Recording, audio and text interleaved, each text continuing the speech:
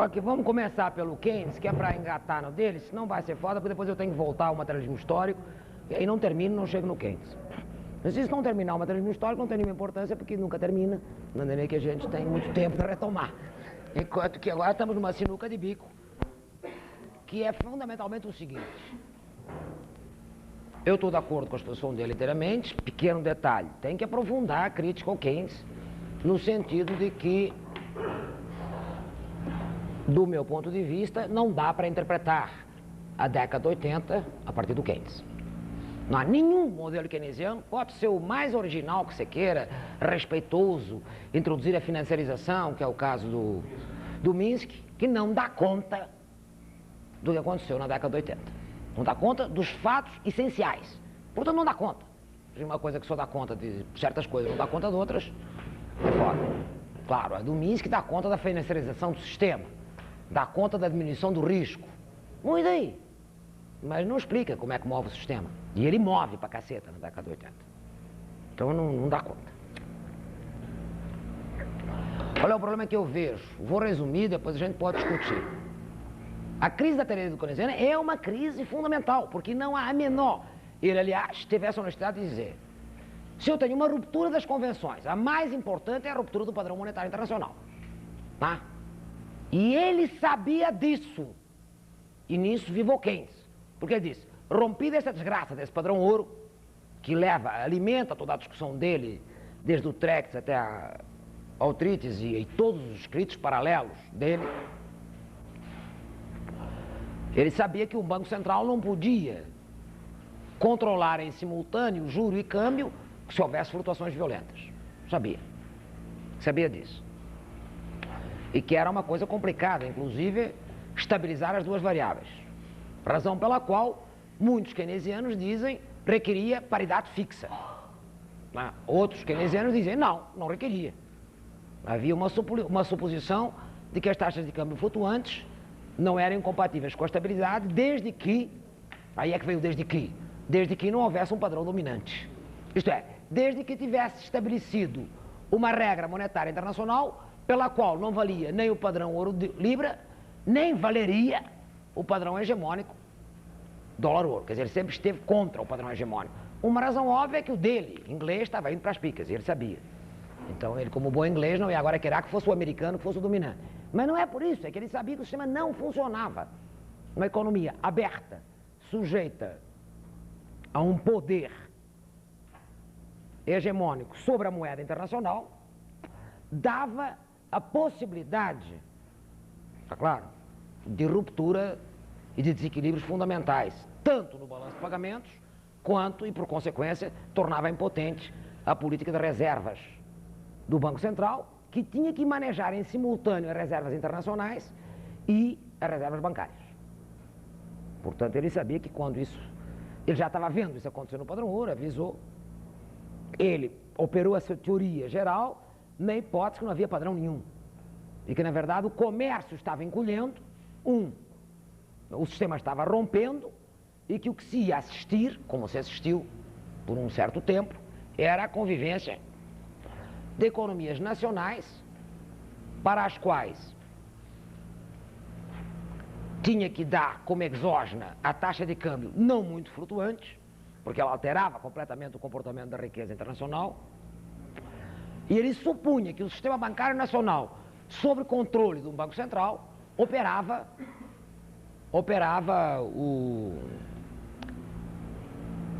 atenuava, operava institucionalmente a estabilização do sistema pelo lado da política monetária de crédito.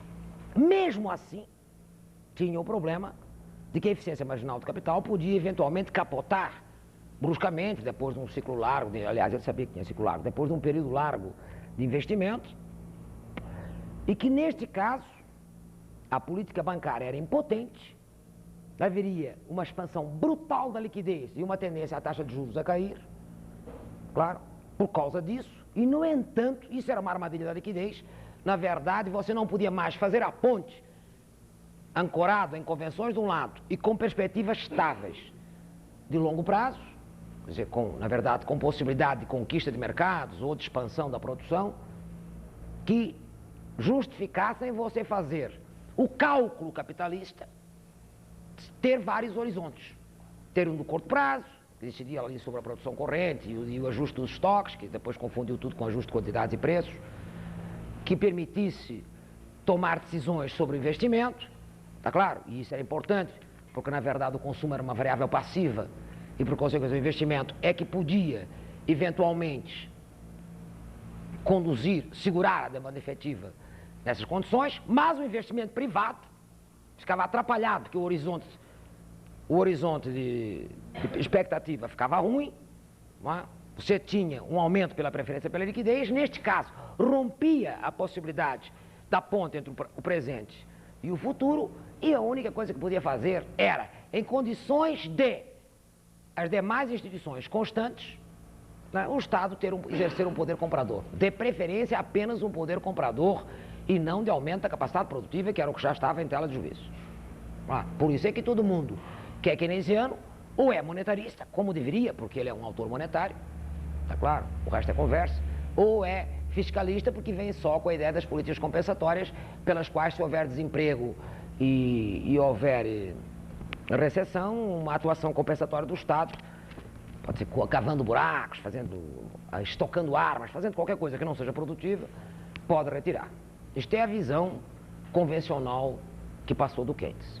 Muito bem, mas há uma visão que é não convencional, que não há maneira,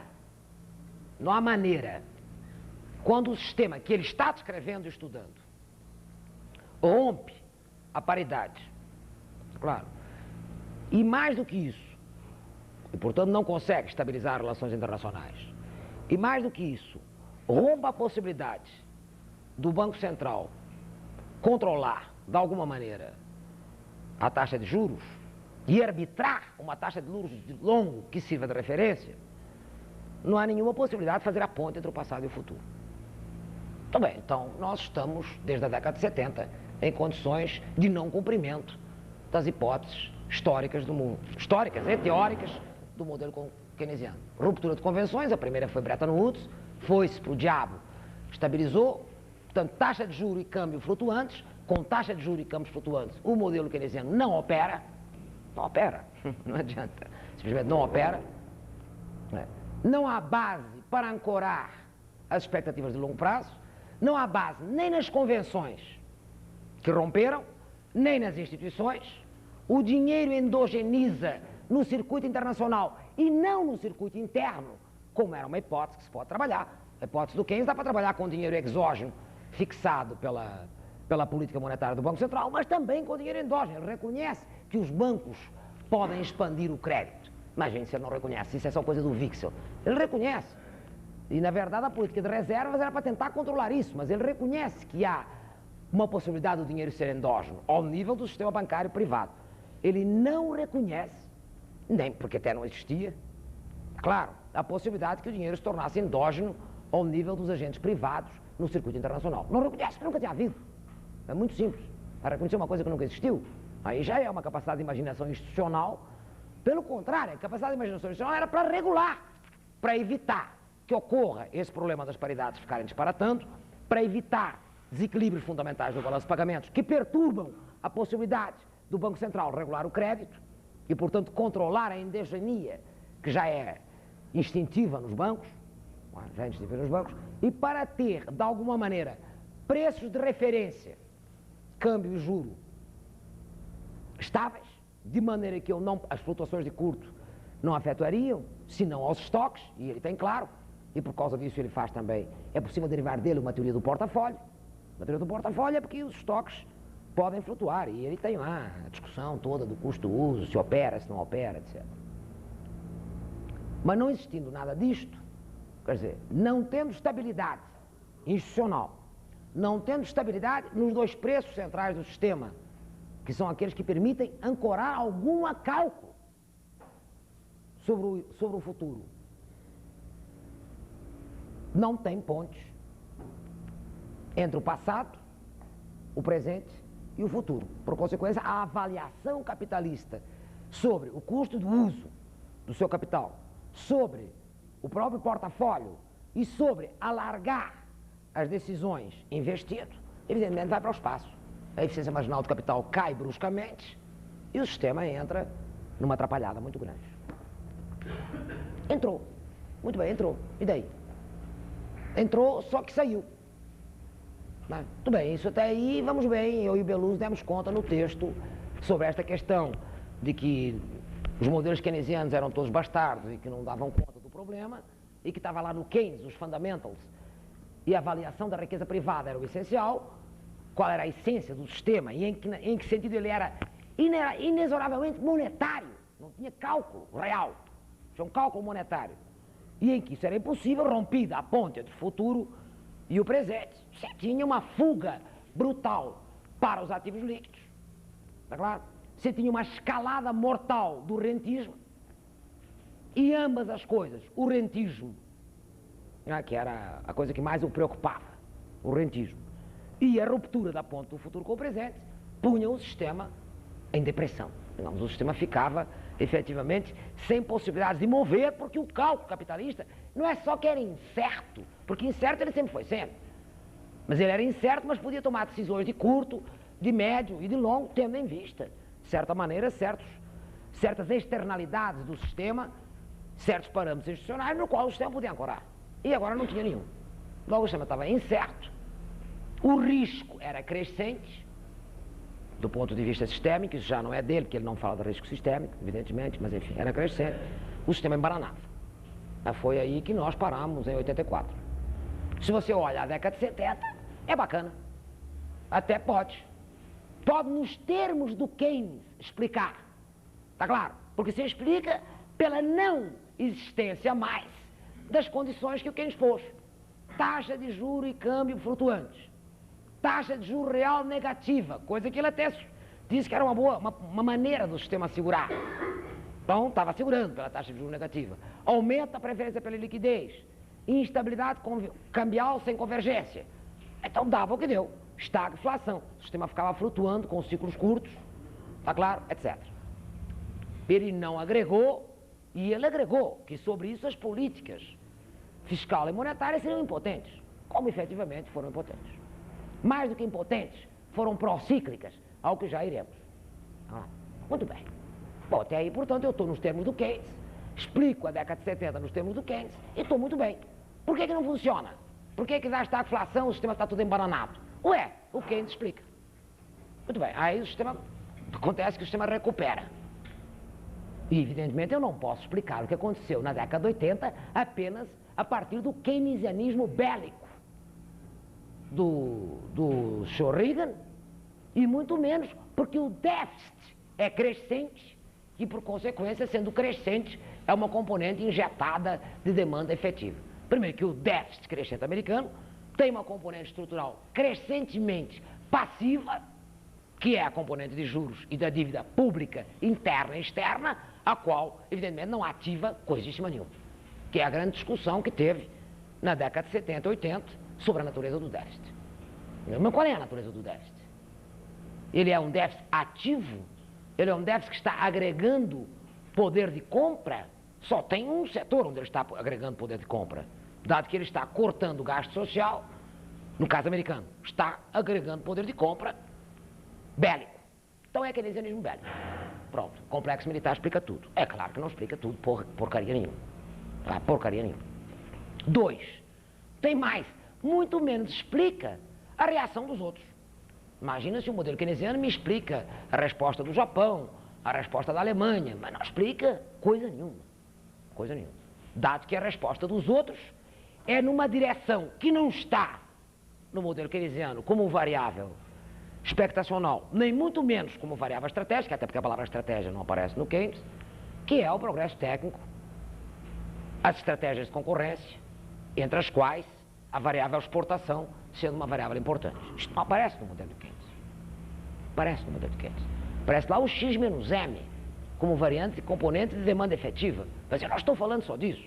Eu estou falando das estratégias das empresas. Na verdade, as empresas não aparecem no modelo de Keynes. E isso não é um problema de microfoundations. Isso é um problema de que ele não tem nenhuma teoria da concorrência. E isto é o que dá. Que é para ter. Tá claro. O velho Schumpeter não levou nem em conta.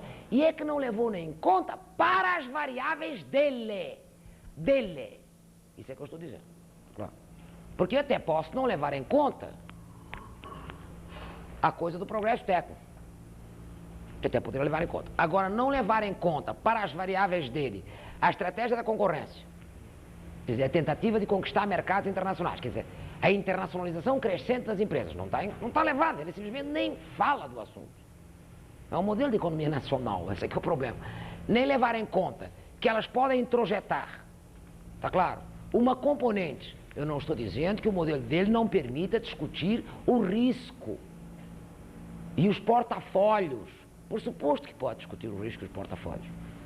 Mas não é disso que eu estou falando. Isso é um dos componentes, o risco e os portafólios. Isso é chamada minimização do risco privado, a qual já vamos.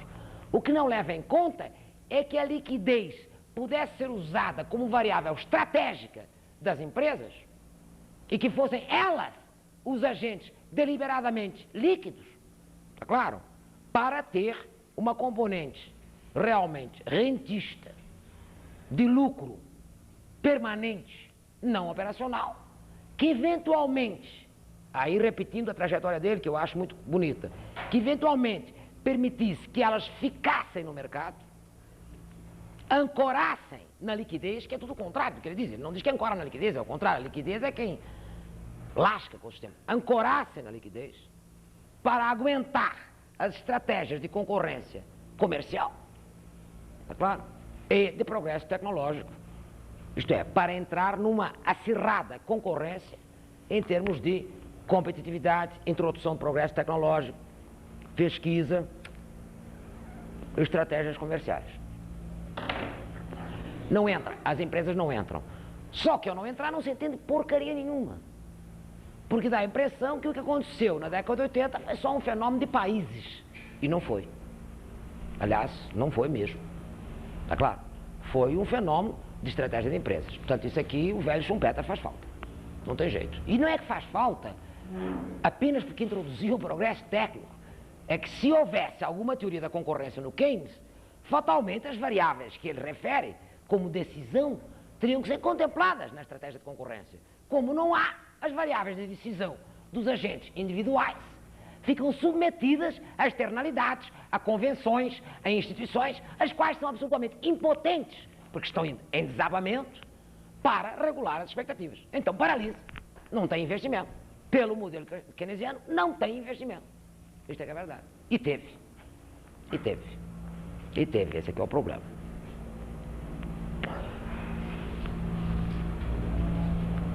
Evidentemente que também não basta o Schumpeter, porque o Schumpeter, pelo contrário, não prestou nenhuma atenção nem ao dinheiro, nem ao rentismo, nem a coisa nenhuma. Para ele era o progresso técnico e estávamos conversados. Ora, vocês imaginem se só com o progresso técnico esta porcaria teria movido para algum lugar. Vocês imaginem se as estratégias de concorrência das empresas se limitassem a ficar em casa, pedir a proteção dos seus estados nacionais, quebrados, quase todos, em situações, todos eles de alinhamento com o dólar, para não dar uma quebradeira no valor patrimonial dos agentes privados que estavam em dólar, está claro, no mercado internacional, ficassem todos em casa quietinhos, pendurados no Estado, pedindo que o Estado desse subsídios, desse taxa de juro negativa, desse, taxa de juro baixa, gastasse bastante. Não, se fosse assim, quer dizer, se o Japão tivesse ficado em casa e pedisse ao Estado japonês, no começo de 80, que lhe desse taxa de juro baixa, crédito ilimitado, liquidez ilimitada, para aguentar o subsistema de bancos e empresas, está claro? E progresso técnico, para então, a partir das suas fronteiras, concorrer no mundo, evidentemente o Japão não tinha ido a lugar nenhum. Isso foi o que ele fez na década de 70, frente a condições de instabilidade. Frente a condições de instabilidade, o Japão pediu primeiro que o Estado o protegesse. O que ele fez? O que ele fez? Sem dúvida nenhuma. Aliás, fez o tempo todo, desde o após-guerra, que ele não fez outra coisa, não pediu que o Estado o protegesse. E, ademais, tome-lhe concorrência, que isso também é importante. Concorrência, inclusive, é globalizada, quer dizer, no sentido de plurissetorial. Isso é uma característica estrutural do Japão. Ótimo, mas é a partir de 80, como é que fica? Eles ficam em casa, fazendo exatamente o mesmo que vinham fazendo. Isto é, o capital, articulado nos seus interesses, tanto porque os grupos econômicos já soldaram as frações do capital, como o velho Marx previu, e o Wilfreding também, já viraram capitalismo organizado, soldaram as frações do capital.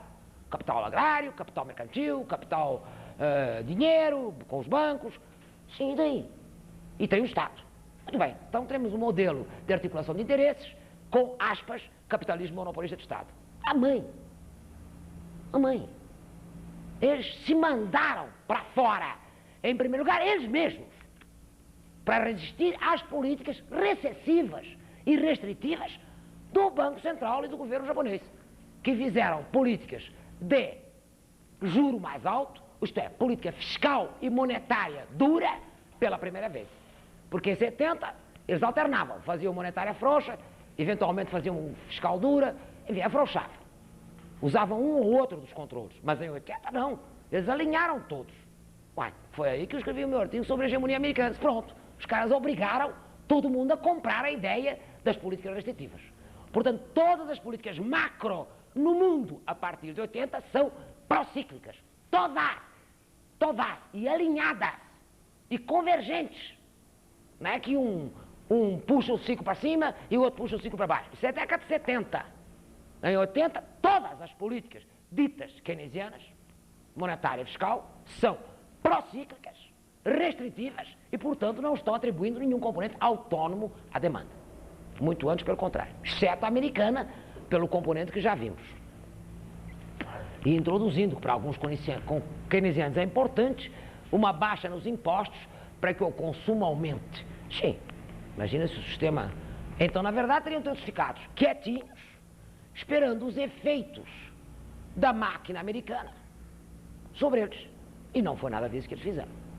Agora, eles não ficaram trancados no seu espaço nacional, operando por pressão de grupos de interesse o Estado, para que o Estado os protegesse. Porque eles tinham tanta consciência como todo mundo, que os respectivos Estados nacionais não tinham mais condições de protegê-los. No caso alemão, desde logo que o Banco Central não ia ceder nem que a vaca tossisse, porque eles já tinham experiência das duas hiperinflações e nem que a vaca parisse, o Banco Central alemão não ia fazer nada, como aliás não fez, porque quando no começo de 80 estouraram os bancos alemães, o Banco Central simplesmente não correu em socorro dos bancos alemães, deixou que eles estourassem na crise polonesa. E foi depois preciso os americanos e o FED segurar todo o sistema. Eu tenho um artigo que está claro, que explica essas coisas lá, mas isso é ao nível de países. E digo que as variáveis juros e coisas são importantes do ponto de vista micro. Mas agora quero mostrar teoricamente, não interessa, só nos termos das variáveis e do modelo. Pois bem, então não tem dúvida nenhuma. Primeiro, é evidente que há uma diminuição do risco privado. Está claro? Aí operado basicamente pelos bancos e pelo sistema financeiro. Porque isso é que é importante, que a financiarização diz respeito àquilo que o Braga chamou a macroestrutura financeira. Muito bem, todo mundo sabe que os bancos privados, saíram para o mundo, já tinham saído primeiro os americanos no crédito de créditos, depois saíram os alemães para operar o sistema europeu na década de 70, depois saíram os japoneses. Todos, por consequência, fizeram a coisa conhecida como globalização do mercado financeiro e diminuição de risco em dois caminhos. Securitização e desdobramento das operações, sobretudo de risco de câmbio, e operação plurimonetária, que ninguém é de ferro. Tendo levado a primeira trombada, está claro, a primeira trombada da valorização do dólar, e eles não estando em dólar, porque os bancos japoneses não estavam em dólar, não estavam nem no mercado, estavam lá em iene, prensados por um banco central que não os socorre mais, com uma taxa de juros lá em cima, com o que as empresas japonesas, Kaletsky, não está no Keynes nem que a vaca tussa, relação de endividamento, que foi fundamental. O sistema japonês de empresas é ininteligível sem aquilo que foi dito que era a sua fragilidade financeira. Que é até isso que o menino japonês, meu assistente que veio aqui explicar o Japão, na tese dele ri sobre a tal da financiarização geral. Que financiarização geral? No caso do Japão foi o contrário, houve uma desfinanciarização. Tendo operado a financiarização dentro do Japão ao limite, a ponto de ter taxas de endividamento de 300%, que é uma coisa sem precedente histórico. A resposta ao choque exógeno do câmbio juro americano do começo de 80 foi começar rapidamente a desfinanciarizar internamente, quer dizer, a desendividar dos bancos. Logo, a afrouxar a relação empresa-banco, que é a histórica relação tratada no capitalismo organizado desde o Wilford. Desde o Wilford. O fato que não seja o mesmo modelo que o alemão, isso é irrelevante, porque a relação central é a articulação das frações de capital e, em particular, está claro, o capital bancário servindo como gestor, árbitro, colateral, segurador do grande capital industrial. Essa aqui é a tese do Wilford, que se verificou no Japão de uma maneira brilhante. E, no entanto, em 80 é o contrário. Eles estão dessolidarizando as relações, estão se soltando. Quer dizer, os bancos vão para fora. E por que vão para fora? Porque está ótimo. Quer dizer, o iene está lá embaixo, por consequência, todos os ativos deles em iene estão perdendo valor. Por outro lado, os passivos deles correm o risco de não ser remunerados adequadamente, porque simplesmente a relação com as empresas não pode segurar com altas taxas de juros, quer dizer, corre o risco de quebrar as empresas se cobrasse os passivos, coisa que eles não farão, porque evidentemente são leais e solidários com as empresas, então eles saltam para fora. E ao saltar para fora, entram a comprar que ativos? Ativos em dólar. E eles são os primeiros a comprar à escala dívida pública americana em dólar, que é um grande negócio. Muito bem, mas evidentemente que depois o dólar caiu. Bom, então a malta também já não fica só em dólar, que ninguém é maluco. Então a ideia do portafólio diversificado plurimonetário diminui o risco, sem dúvida nenhuma. A ideia de que câmbio é perturbador, vamos fazer uma securitização privada, foi feito, diminui o risco. Diminui que risco? Privado. De quem? Dos bancos, que eram os que estavam em risco de quebrar. Como, aliás, tiveram em risco várias vezes nessa brincadeira de dar um estouro no dólar lá para cima, depois dar um estouro de bala cá para baixo, e a bancariada ali, ó, tremendo nas pernas.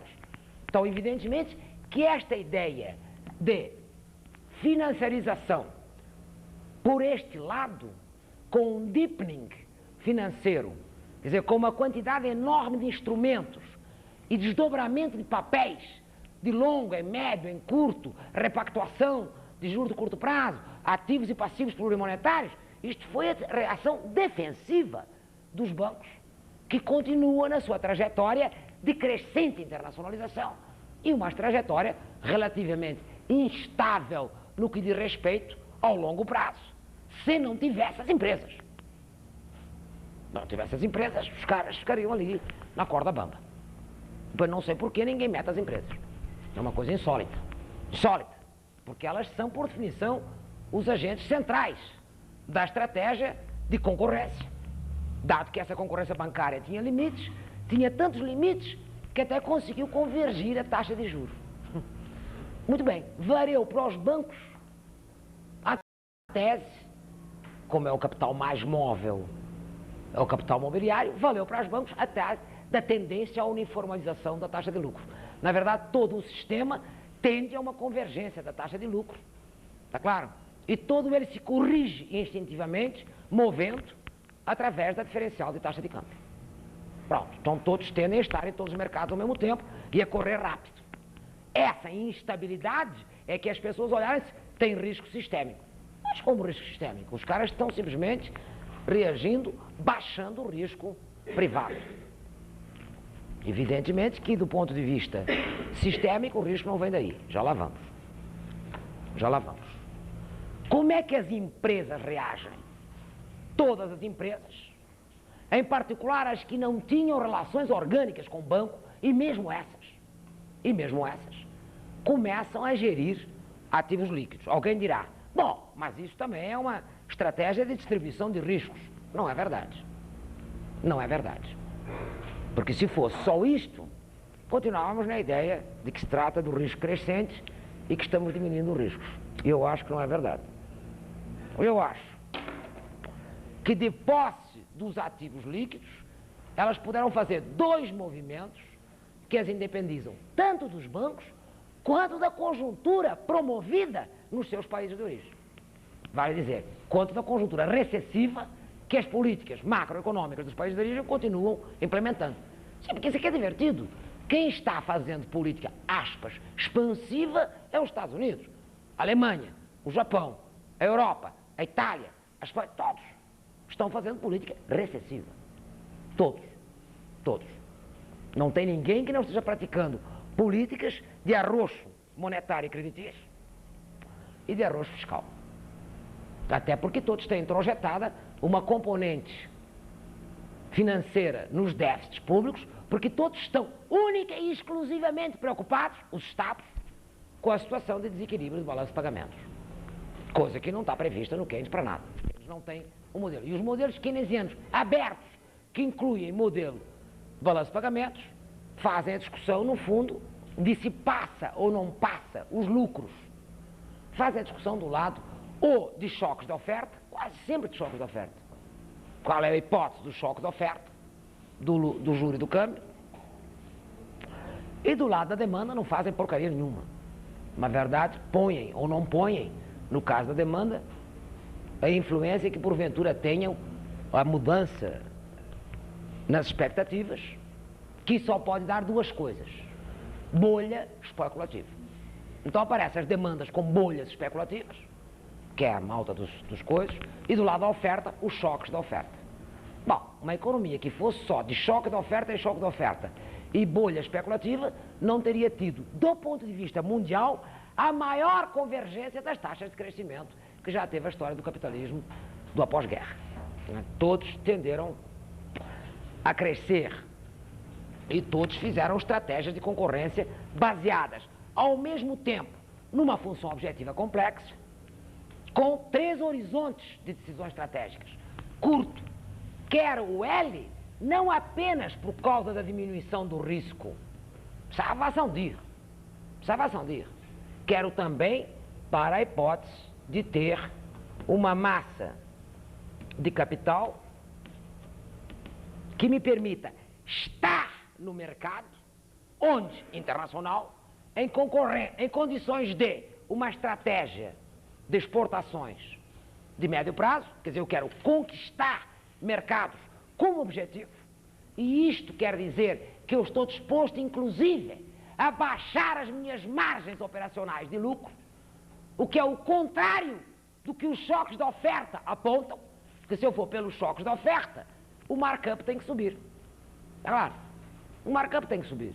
Estou tendo choques, estou aumentando a incerteza, tenho que ter margens de lucro crescentes para entrar nessa brincadeira.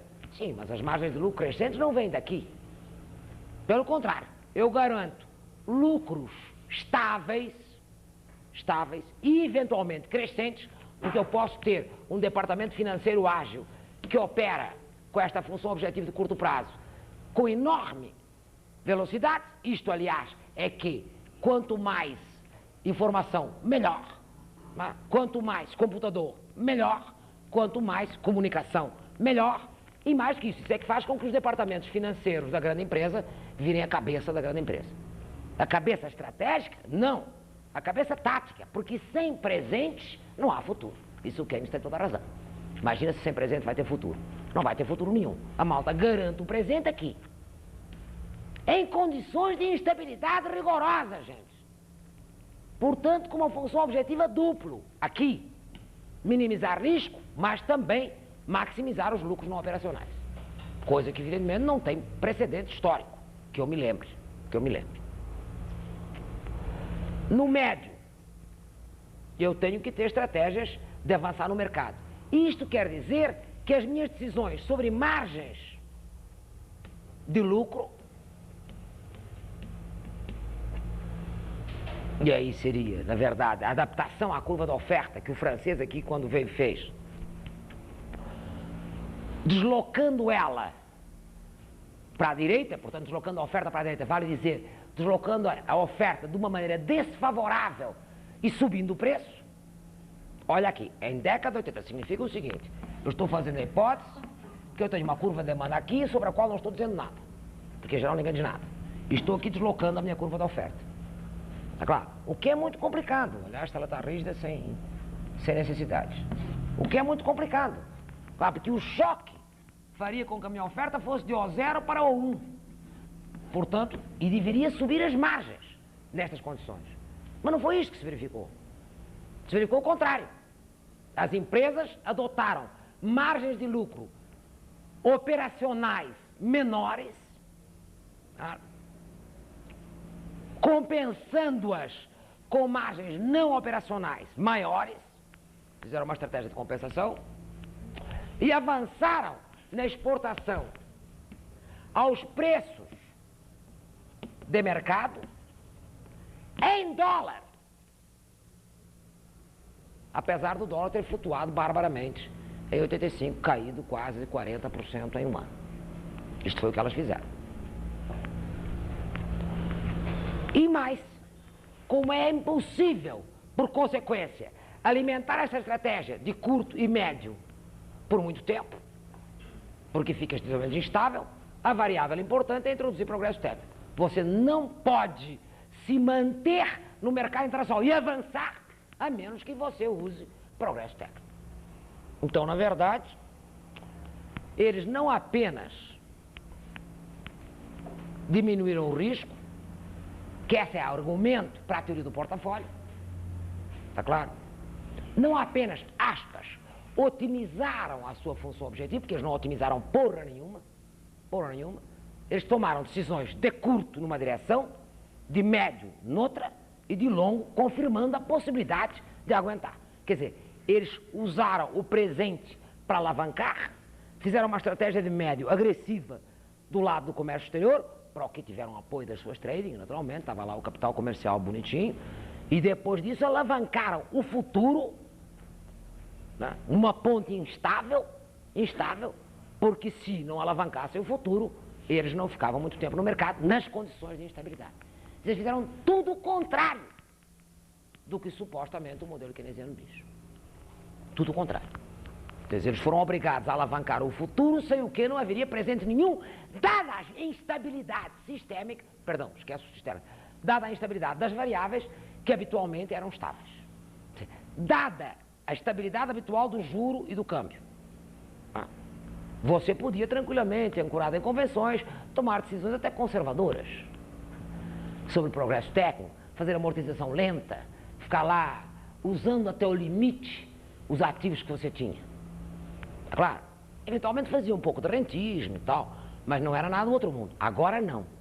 Agora, aquilo que aparece para os macroeconomistas como uma componente rentista selvagem e, portanto, na direção contrária ao dinamismo do sistema, e aquilo que aparece apenas como uma diminuição de risco é uma variável de alavancagem para que o futuro venha logo ser introduzido.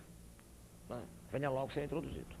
Então, eu concordo, eu acho que isso aqui não é uma coisa mole de fazer, mas é indiscutível que isto são funções de objetivo que têm muito mais complexidade em matéria de estratégias voluntárias, muita coisa da vontade, e em alavancagem em termos de poder financeiro. Poder financeiro, tá claro, do que tinha antes. E agora é poder financeiro próprio, que não seja mais dependente dos bancos. Isto é importante. Os bancos a passando colaboram e agradecem. Porque tendo um sistema de empresas que está alavancando o crescimento, está claro, estando garantido o risco privado por uma série de instrumentos, o risco sistêmico para eles desaparece.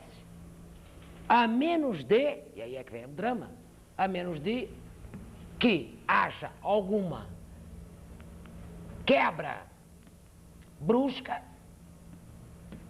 na paridade dessas três moedas.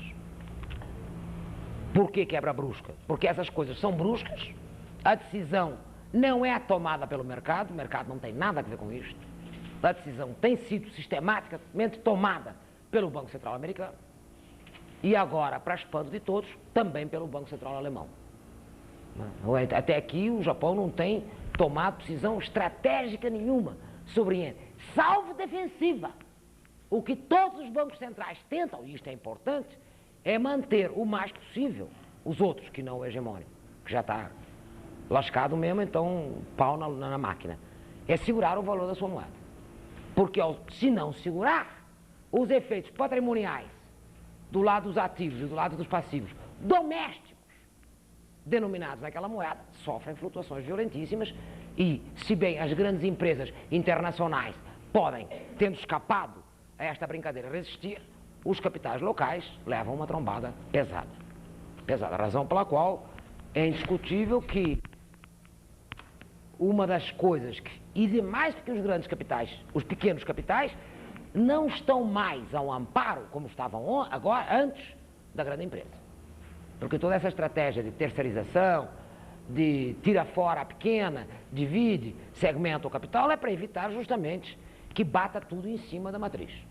Então, evidentemente que você tem efeitos contraditórios. Na medida em que o sistema de grandes empresas é responsável por mais de 40% do comércio internacional, por mais de 40% da produção, etc, etc. Este é o núcleo dinâmico. A resposta como variável exógena, portanto, só sobra câmbio, e isto é efetivamente um risco sistémico, e gasto público, G. E este tem sido passivo, no mínimo, quando não procíclico. Quando não procíclico. Não há nenhum exemplo na década de 80, já insistindo, exceto o keynesianismo bélico do Reagan, capaz de explicar o troço. Os modelos macro abertos se limitam a fazer a transmissão dos choques provocados pelos Estados Unidos sobre o sistema. Como se o sistema estivesse passivo, recebendo choque e engolindo o choque. Então é um problema de gestão de choque. Quem pode digerir, digere, quem não pode, se sacode. Nós, por exemplo, não pode, nos sacode. A periferia socialista não pode, se sacode. O keynesianismo bélico, a União Soviética não pode, se arrebenta. Tudo bem, não estou dizendo que para o sistema não foram importantes os choques, pelo contrário, os choques foram decisivos. Arrebentaram com a União Soviética, arrebentaram com a periferia latino-americana, arrebentaram com a periferia socialista, não é pouco arrebentar. A questão é, por acaso a Alemanha e o Japão, a tríade, os outros dois, os parceiros, ficaram passivos, olhando para o assunto e tome de digerir choque? Picas, isso é que é. Não é verdade. Quer dizer, o neoliberalismo ganhou até por aí não mais. Não foi por razões de neoliberalismo que o Japão fez uma política de estabilização da sua moeda, ou tentou fazer. Não foi por razões de neoliberalismo que ele começou a engolir a dívida pública, é claro, e a gastar menos, a não ter a dívida pública como instrumento de alavancagem do gasto, que ele bem que gostaria. Foi porque o risco de introjetar, através de uma política de dívida pública ativa, porque ele tinha que fazê-la para regular o mercado, o balanço de pagamentos e o mercado de capitais, se ele fizesse isso, ele ia acabar na situação americana. Isto é, com um déficit estrutural do lado financeiro. Então o Japão reage violentamente aos choques do lado da política macro. E não há dúvida nenhuma que você olha e até tem coordenação. Os Estados Unidos diz e a malta toda puta dentro das calças, mas vai lá e ajusta. Vai lá e ajusta. E as empresas ficaram olhando, tudo ali amarradinho nos seus respectivos países, levando a porrada junto com... Mas, gente, as empresas saltaram fora. Essa aqui é a questão. E isto, evidentemente, é uma coisa que também, não estando em nenhum dos autores, salta o Marx, exceto o velho Marx, exceto os marxianos, que são os únicos que têm claro, e têm sempre claro, que o capital é internacional, que tem que ser sempre internacionalizando. Os outros não têm claro, parece que esquece.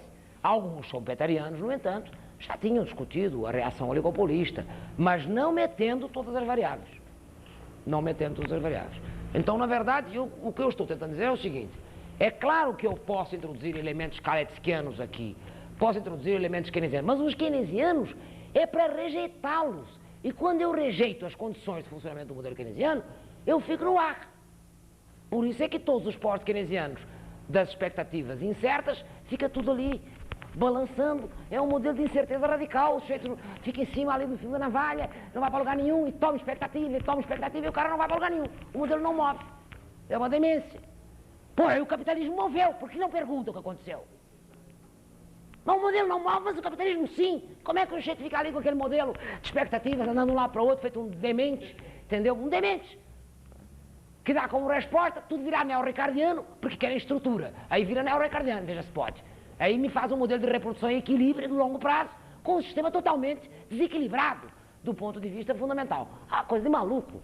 Então como é que o sujeito não põe pelo menos os outros autores? Pô? Já ponha lá na função objetivo pelo menos a estratégia da concorrência, pelo menos, caceta. Introjete na estratégia da concorrência as variáveis. Aí não foge do Schumpeter, que não dá conta, caceta. Introjete também os do Keynes. Digo, olha, o senhor até considerou a moeda endógena no seu sistema. Agora vamos voltar à endógena dentro das empresas no circuito internacional. Eu estou sendo keynesiana, estou respeitando o velho. Não sou maluca. Uai, também estou sendo marxiana. Está havendo um processo de concentração, fusão e articulação de todas as formas da riqueza. Portanto, está soldando de uma maneira absolutamente impecável. Vocês leem o capítulo sobre concentração e dispersão de capitais e sobre a soldagem do capital monopolista, está aí para esses líderes o que está ocorrendo. Parece tudo bêbado, mas já o velho já disse que era essa a trajetória do capitalismo mais habitual. Só que ele achou que com isto, como era essa trajetória, o cara ia expandindo, tropeçava nas próprias pernas e depois lá quebrava de alguma maneira. Ora, ele não está tropeçando nas próprias pernas, porque as pernas até são sólidas. Se uma perna líquida, uma perna exterior e uma perna de progresso técnico, haja perna, quer dizer, um tripé destes qualquer um aguenta. Eles estão eventualmente tropeçando naquilo que o Marx nem prestou atenção. E o Keynes sim. Que é na porcaria do risco sistêmico, que decorre de você não ter paridade estável e, por consequência, cada vez que há uma flutuação nas moedas, você tem, ou, na linguagem moderna, um choque exógeno, ou, na linguagem keynesiana e ou até marxista, uma desvalorização brutal do capital e do patrimônio daquela moeda. E ainda numa linguagem política, que é muito importante, que tem que ver com a hegemonia, uma desvalorização dos teus recursos de poder. Se não há nenhuma razão para os Estados Unidos terem feito a diplomacia do dólar forte, senão para retomar o controle do sistema. Ora, para o dólar continuar a moeda padrão, para que o dólar continuar como ainda é a moeda internacional relevante. E por que ela é relevante?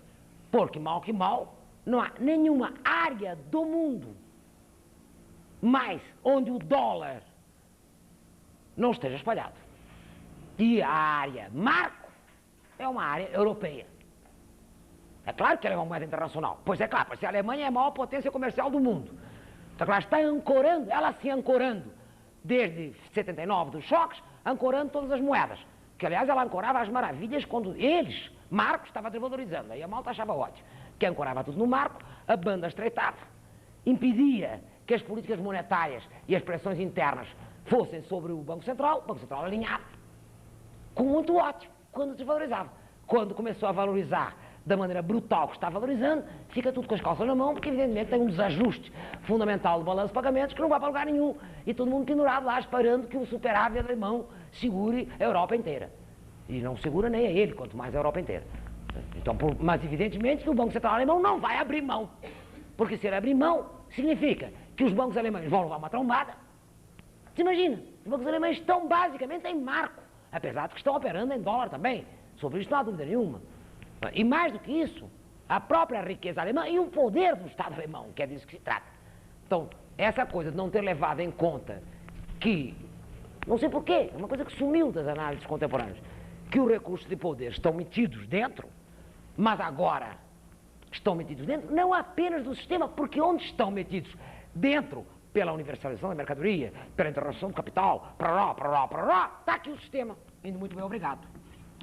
Sim, o problema é que eles estão metidos também na capacidade da regulação do Estado Nacional sobre os demais agentes, que não as multas, que lá estão fora deles e fazendo o que muito bem entende, e às vezes especulando contra eles, porque essa é outra. Porque a malta, uma vez soltada no espaço, especula contra a própria moeda, como acabaram de fazer os bancos japoneses contra o iene e quase se arrebentaram por causa também do mercado imobiliário. Então eu não estou dizendo que a teoria de portafólio não seja uma boa teoria, mas ela é boa do ponto de vista da dispersão de risco, do meu ponto de vista. É claro que alguém dirá, ela também é boa porque você pode correr de um ativo para o outro, mas não é disso que se trata. Você pode correr de um ativo mobiliário para outro, de uma moeda para outra, mas você não pode correr do dinheiro para as máquinas, ou das máquinas para o dinheiro. E o problema é a ponte entre o dinheiro e as máquinas, ora caceta, e o capital fixo. Essa é que é a ponte que não pode romper, porque se essa romper, o velho Keynes tem toda a razão. Rompida essa ponte, o sistema capota. E não há teoria do portafólio que resolva. Por isso que eu digo que uma teoria do portafólio e da financiarização somente não explicam isto. Não explicam isto. Isto que está ocorrendo, neste conjunto de empresas produtivas internacionalizadas, vai muito além da teoria do portafólio, vai muito além da teoria do risco crescente, que já operou, que tinha para operar, vai muito além da diversificação de ativos. Ela vai a uma movida nas estratégias de concorrência, onde a variável comércio exterior e progresso técnico é decisiva. Não dá para contar com a retaguarda. Os Estados estão paralisados. E estão paralisados porque ou eles atrelam a moeda dominante ou há um crash no sistema. Essa é a questão. Ou há um crash no sistema. Então, evidentemente, que hoje, do ponto de vista do risco privado, está resolvido. Acho até que nisso a contribuição do Braga é uma contribuição muito relevante, porque ele explica muito bem essa coisa. Mas isto não explica. Quer dizer, o sistema financeiro não explica. Mas nunca explicou nada, só faltava agora que explicasse. Não explica. É claro. Porque é apenas a variável endogenização do dinheiro, crédito a curto prazo, não há distinção entre moeda, crédito e mercado de capitais de longo prazo. Primeiro que há, porque o mercado de capitais de longo prazo continua havendo. E até com taxa de juros mais baixa e estável. E até, portanto, podendo, eventualmente, permitir que as empresas que estão montadas nesta estratégia e nos seus recursos próprios líquidos possam não imobilizar. Porque olha aqui, se elas tivessem que imobilizar os recursos líquidos para passar, porque essa é a ideia da teoria do portafólio, é que você muda de um ativo para o outro. Então você fica líquido, se defende melhor. Depois sai do líquido para o imobilizado. Mas isto não é verdade. Porque se as empresas multinacionais estivessem usando os seus recursos líquidos para alavancar recursos para o investimento, estavam fritas, porque aí elas, uma das pernas, que é a perna do presente, ficava muito precária. Eles sabem as condições de instabilidade do sistema. Então eles alavancam recursos se precisarem. Também as margens de lucro não estão uma maravilha. Então eles alavancam recursos até com operações de longo prazo no euromercado que está lá disponível. Para eles. Está disponível para eles. Como está para a Aracruz agora, como até a Petrobras conseguiu, dado que sobra dinheiro pelo ladrão. Não. O sistema não afogou na preferência pela liquidez. A preferência pela liquidez é privada, mas é uma variável estratégica introjetada. Não se trata de uma variável que é exógena, porque o sistema financeiro desanda a ficar maluco, e as empresas que têm uma conexão externa ao sistema financeiro ficam olhando. E passa tudo para a especulação. Mas nada disso. Esse aqui é o problema. Entendeu? Então as teorias como estão não dão conta. Eu acho que se combinar adequadamente, pelo menos na descrição do que ocorreu na década de 70, este problema, que é um problema ferrado, e que é o único que explica a coordenação, imagina agora você me faz coordenação de políticas macro, por quê? Porque são todos bonzinhos. Ficaram cooperativos. Veja, não tem mais nenhuma rivalidade entre os Estados Unidos, a Alemanha e o Japão. Como não tem mais nenhuma rivalidade? Só tem. Mas tem que ficar cooperativo nisto, porque isto é um risco sistémico. E nisto, ou manda quem pode, ou manda quem podia, e é o elo frágil. E eles sabem que é o elo frágil. Então ficaram horas e horas discutindo o crash do dólar, a aterrissagem, o caceta, e quando eles disseram, vou aterrissar, você segurou. Todo mundo segurou. Todo mundo segurou quem? Os bancos centrais. Porque os bancos não seguraram nada.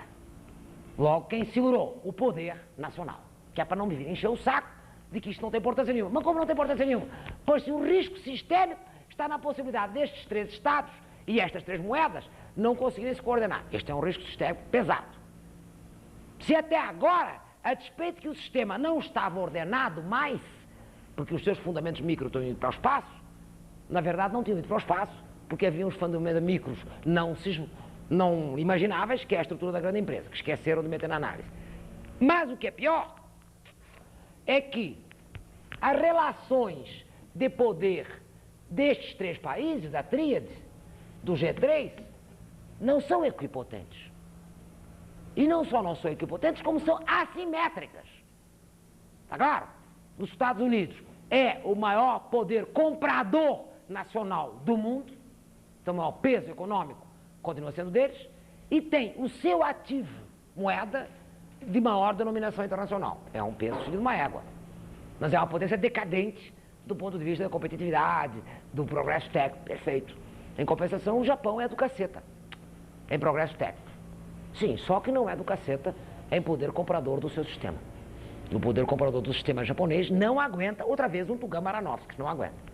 Ele tem que ter uma componente estratégica e estrutural de exportações, não tem saída. E nisso ele está casado com os Estados Unidos. Os Estados Unidos arrebentam, eles vão juntos, mas bonitinho. Não há nem por onde. E a Alemanha tentou, com a Europa, o troço óbvio. O sistema vai mal, alavancamos de novo a ideia da Europa e vamos fazer a integração monetária para termos, ao mesmo tempo, uma área comercial protegida, uma área produtiva de concorrência regulada pela grande empresa alemã, que é ela que regula, e um banco central, que é o banco alemão, regulando o resto. Sim, mas só que não deu resultado, porque por razões históricas não previstas na concorrência capitalista, porque essas razões não vêm da concorrência, porque pela concorrência a Alemanha teria regulado bonitinho aquele sistema, mas vêm da presença, da desmonte do sistema socialista. Aí, evidentemente, que razões nacionais alemãs, que são historicamente dominantes, entre a nação e o mercado, a nação, o Estado, resolveram que iam incorporar outra porra da outra Alemanha. E tem mais, ainda tem que segurar o leste, eventualmente ainda tem que comerciar com os russos, eventualmente ainda tem que decidir se é o centro da Europa, se ela vai ou não vai incorporar a Europa até os Urais, se ela não vai fazer via, como é que era? Via a teoria do suave comércio, a conquista napoleônica da Europa, que seria do caceta, de bom, para os alemães. Seria uma vingança pacífica das mais generosas e interessantes.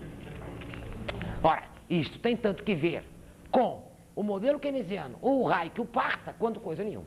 Quer dizer, você tem elementos sistêmicos que passam por poder, e desmontando uma das possibilidades, armas. Era do caceta, quando a arma podia meter medo, era ótimo. Não mete mais medo. Mete medo a nós, claro, a vários outros, enfim. Mas não mete mais nenhum medo, não tem mais nada que ver. Você só fica com o dinheiro, um dinheiro muito podrezinho, porém ainda internacional e como? E o peso da tua economia. O peso da tua economia aberta, porque é claro que isso tinha que bater em que eles abrissem. Porque senão a estratégia micro das grandes empresas ia parar aonde? Em lugar nenhum. Ia dar uma falácia de composição.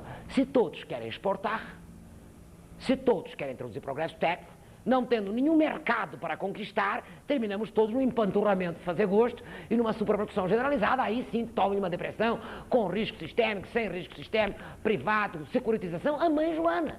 Porque de repente parece que tudo aquilo que a gente aprendeu desaparece. O cara fica no risco, aí fica no risco. É um pé no saco, o outro fica no progresso técnico, o outro fica, puta, mas é impotência do Estado Nacional, Assim não há quem possa, quer dizer, é uma coisa de maluco. Tudo que a gente aprendeu até agora é para usar, meu Deus. Senão não vamos entender porra nenhuma. Porque afinal de contas o capitalismo não tem a mania de jogar fora os seus fundamentos. Exceto um ao qual já irei, que é a porra do trabalho. Que ele jogou literalmente fora. Com que o velho Marx, neste particular, está mais morto que um livro de Vedete no que diz respeito ao fundamento do trabalho. No resto, está cada vez mais vivo. Está tudo aqui, ó. Mercadoria, a universalização. Pois só deu. Capital, concentração e dispersão de capitais. Pois só deu. Continuou dando. Internacionalização. Pois só deu. Soldagem das ordens. Industrial, comercial, financeira. Pois só deu. Dinheiro internacional. Aqui não deu. Porque dinheiro internacional era a mercadoria bárbara. Ele não entende porra nenhuma de dinheiro internacional. Aliás, é o ouro. É o que o leva a fazer aquela parvoíce de que a mercadoria, ao nível internacional, é mercadoria, dinheiro, mercadoria. Veja você. Ao nível internacional. Dentro, não. Porque o dinheiro já se converteu em capital, é mais-valia, mas tem um problema. Tem a relíquia bárbara. Coisa que, aliás, o Keynes sabia que era bárbara. E não dizia, mas é que a malta fez outra coisa. Mas ele não entendeu nada de dinheiro internacional. Eu estava lá com o ouro. Ou não está lá com o ouro? Não tem nenhuma referência ao dinheiro internacional, salvo o ouro. Que era o que ele estava vendo. Aliás, vendo atrasado, porque já estava entrando no padrão ouro, moeda, Libra, e portanto com o Banco da Inglaterra operando pesado o jogo, e ele não estava vendo. Quem estava vendo era o Liszt, que evidentemente que era em cima da Alemanha que vinha, ele estava se lixando para a Alemanha, ele queria entender a Inglaterra, então pronto, foi no que deu. Não entendeu nada. Isto aqui, mas isto é de novo, isto faz parte das, perdão a palavra, variáveis institucionais que nenhum modelo pode prever. O Keynes até previu, esta coisa vai dar bode. Não era bom a gente fazer aí uma moeda internacional que não dependesse, que fosse o Bancó, que tivesse que não ver com nada, tivesse um Banco Central ou algo parecido, ou câmaras de compensação. Até hoje os keynesianos e todos nós só queremos isso. Se arruma aí uns direitos especiais de giro, se faz uma qualquer coisa para que torne elástico esta porcaria sem nós nos ferrarmos. Sim, mas não aconteceu, não aconteceu. Não aconteceu. E agora pode esperar sentado, porque não haverá convergência cambial, nem que a vaca tussa, hipótese, evidentemente, necessária. Não sei quem perguntou isso há pouco, foi você. Hipótese necessária para que o modelo volte ao equilíbrio. Só que o modelo está se deixando para o equilíbrio. Foi muito bem obrigada durante toda a década de 80 em plenos desequilíbrios fundamentais. Com um desequilíbrio selvagem de balanço de pagamentos, está claro? E com um desequilíbrio selvagem fiscal. De quem? Da potência dominante. E, no entanto, andou. Não há de ser porque a malta foi digerindo os choques lentamente. Porque se fosse só digerindo choque, não ia para lugar nenhum o sistema. Ia, mas era para a estagnação. E não foi. Então, esta questão... Mas agora, voltamos. Eu tenho 3 potências que não são equipotentes. Né? E tenho 3 lógicas do câmbio e do juro completamente não convergentes. Exceto o longo prazo. Sim, o longo prazo é os títulos da dívida pública ou que sejam possíveis de ser aceitos no mercado internacional. Isso é a disputa. Se você me faz um título de dívida pública com uma taxa de juros lá em cima e outro cá abaixo, ademais ainda tendo o câmbio, vai ser um Deus nos acuda, ninguém mais compra nenhuma. Mas a brincadeira do euromercado, de longo prazo, que evidentemente tende a ter uma taxa de longo para poder minimamente garantir condições de funcionamento ao sistema. Mas isso não garante absolutamente que isto está resolvido. Não está resolvido nada. O problema está aqui. E está na estratégia de concorrência das empresas, que é de uma agressividade muito grande. Aí alguém diz, mas tem colusão. Ué, mas sempre teve colusão. Ué, tem acordos estratégicos para progresso técnico e paus estratégicos em torno do progresso técnico. Tem acordos nas telecomunicações e paus monumentais nas comunicações.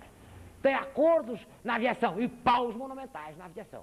Tem acordos na energia e paus não tem acordo nenhum. Ademais, o sistema não tem, e nisto não é schumpeteriano, não tem uma base de capital social básico reformada. Não tem. Está claro que tem os trens-bala, está claro que tem um sistema de telecomunicações que supostamente substitui os transportes e energia, supostamente uma ova. A taxa de juro internacional está acima de todos os patamares históricos conhecidos para a taxa de juros de longo prazo. E, por consequência, ela rala muito a porcaria dos indivisíveis, dos non-tradables. É difícil fazer uma reformulação completa do sistema de energia e transporte do mundo com esta taxa de juros. Mas é possível fazer a divisibilidade dos equipamentos. A divisibilidade dos equipamentos. Posso dividir os equipamentos. Posso ir informatizando devagar o meu sistema. Posso fazer telemática. Posso, porque aí os equipamentos são divisíveis. Ainda ninguém inventou fazer divisível os grandes sistemas de transporte. Ainda ninguém inventou. Nem conseguiu fazer de plástico, por enquanto, nem conseguiu fazer nada. Nem o equivalente petróleo pode ser substituído por nenhuma fonte de energia conhecida mais barata, a qualquer preço. Então, todo o problema da resposta empresarial é evitar que a flutuação do câmbio bata pesado sobre ela, inclusive sobre os choques de oferta, porque se ela for incorporar nos preços os choques de câmbio, ela não é mais competitiva.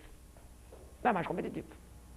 E aí ganha os Estados Unidos, que estão agora embaixo, com o dólar embaixo de novo, e não está ganhando. Então isto aqui é uma coisa que vocês têm que ver. Agora voltamos um pouco para fazer a revisão do curso. Diga, meu querido. O Marx já não aponta O Marx de câmbio não fala e de dinheiro internacional não entende porra nenhuma, porque ele está lá com a mercadoria bárbara. Ele já não aponta para a perda de importância do trabalho como fundamento? Sim, senhor, aponta no Grundrisse, só que não aponta da maneira imaginada, mas aponta. Aponta, e nas leis contrarrestantes da lei também tem. Tem no Grundrisse e nas contrarrestantes da lei. Mas o velhinho tem tudo, sempre a gente pode pegar o velhinho e dizer, do caceta, olha, aqui no Grundrisse tem. Sim, isso eu disse lá na minha tese, lá no meu ensaiozinho. Aponta, claro. Aponta, só que isto era um fundamento. E o que ele diz aí não tem escapatória, porque ele diz isso em toda parte. Toda parte. Tá? Há duas coisas das quais ele não se safa. A concorrência não leva à uniformização da taxa de lucro, e ele disse que levava. E ele disse que levava porque ele disse que a taxa geral de lucro da classe capitalista era a taxa de juros. E que essa efetivamente tendia a ser baixa e uniforme. E não tende a ser baixa nem uniforme no ano presente. Então já não dá. Está claro? 2, todos os marxistas fizeram um esforço danado, do Wilford em diante, todos, para mostrar que os grandes blocos de capital, por concorrerem, tendiam à homogeneização da taxa de lucro. Quando o Schumpeter tinha avisado que não era nada disso, que por concorrerem, tendiam à diferenciação da taxa de lucro. Aí não tem escapatória. Quer dizer, esta questão da concorrência, o fato que o Schumpeter sacou, que era por concorrerem, que tinham um esforço permanente de fazer lucro extraordinário, e que o progresso tecnológico é que era a variável, isto não tem escapatória. Porque o Marx usou o progresso tecnológico para quê, meu amor? E onde é que ele se ferrou? Você que vai tratar da lei de tendência. Onde foi que ele se ferrou? Para que servia o progresso tecnológico, gente? Era para diminuir o quê? O tempo de trabalho socialmente necessário. E ele, levado às últimas consequências, haveria um limite a partir do qual a taxa de mais-valia não podia cair mais. Não podia subir mais, perdão. Não podia subir mais. A dialética que conduziu foi uma dialética perversa. Perdão, a dialética perversa por nenhuma. Ninguém manda fundar na teoria do valor-trabalho. Ora, fundou na teoria do valor-trabalho, fudeu-se. Porque ele não fundou no trabalho o resto, fundou na mercadoria. Por que que ele entra na mercadoria? Por que que na universalização da mercadoria ele dá a mesma importância à terra, ao dinheiro, aos instrumentos de produção, que no fundo são instrumentos de produção e portanto estão lá no circuito da produção, os outros todos não estão, e ao trabalho. Por que que o trabalho é, na verdade, a variável, o trabalho assalariado, é a variável fundante do capitalismo? Pois não passamos aqui 50 horas discutindo como é que passa da acumulação primitiva para outra, para evitar a violência, para evitar o Estado, para evitar o arbítrio, para evitar a mãe, e o trabalho assalariado não aparecia como fundante do sistema ou não aparecia? E aparecia corretamente, não foi o fundante. A passante teve outros fundantes, que, eventualmente, a lógica da expansão do capital dele não está correta, está correta. A lógica do movimento não está correta, está correta. Agora, no que você põe que o trabalho assalariado é o fundante, e você verifica que o progresso técnico tende a dispensar trabalho vivo e a usar cada vez mais trabalho morto, você é tentado a duas coisas. A dizer que o sistema está cerrando o pé sobre o qual se assenta, e isto por força do seu caráter progressista, por força da sociabilização, do progresso técnico, que era inexorável, está no Grundrisse, então serra, de repente não tem mais trabalho vivo, fica um cara apertando um botão, move tudo, e o sistema não tem mais base. A base estreita, como ele diz. Como é que o valor de troca de uma mercadoria como o trabalho pode servir de base permanente ao sistema? Pois não pode. Ele tinha toda a razão, não pode. Só que ele concluiu que com isto, o fundamento do sistema, do modo de produção, em que a mercadoria força trabalho era o decisivo, pois era o divertido, era ter convertido o trabalho servil em trabalho assalariado, esse é que era o divertido, era isso que permitia sugar mais-valia, ou não era? E depois distribuí-la por todas as órbitas, ou não é isso que está escrito? Aí de repente acontece que o componente rentista é muito importante, coisa que ele até reconheceu, disse, sim, mas aí é a renda mercantil, o capital submete, ou não submete? Depois tem o crédito, o dinheiro, assim, mas isso o capital também submete. Ou então, depois o Wilford, esta variável é o capital geral, logo ele submete as outras. Sempre tem a ideia do capital geral submetendo alguma coisa. Mas a verdade verdadeira é que a ideia da concorrência, como levando à uniformização, que era o que ele via, e a ideia de que o trabalho assalariado, generalizando, potenciava o trabalho, mas que tinha o capital, mas isso tinha um problema. Ele reconhecia que tinha um problema, porque para avançar, ele tinha que destruir o trabalho. E isso é verdade. Tão verdade que destruiu o seu fundamento. E daí? Então não era o seu fundamento, porque está vivo até hoje o capitalismo, a não ser que a gente tenha passado a outro modo de produção e não tenha percebido. Alguém acha que passamos a outro modo de produção? Que não é mais as leis, que não é mais isso? Que não é mais isso? A mercadoria universalizada, o capital, concentração, dispersão, a porra do D, de linha, passando ou não pela produção, mas passando, está aqui, ó, passando, não posso fazer de linha direto, porque de linha direto não dá nada. A malta tem que segurar no risco privado e fica ali balançando, fica tudo instável, não vai para lugar nenhum. Logo tem que mergulhar na produção de mercadorias. Pois a malta mergulha, ó. A malta mergulha.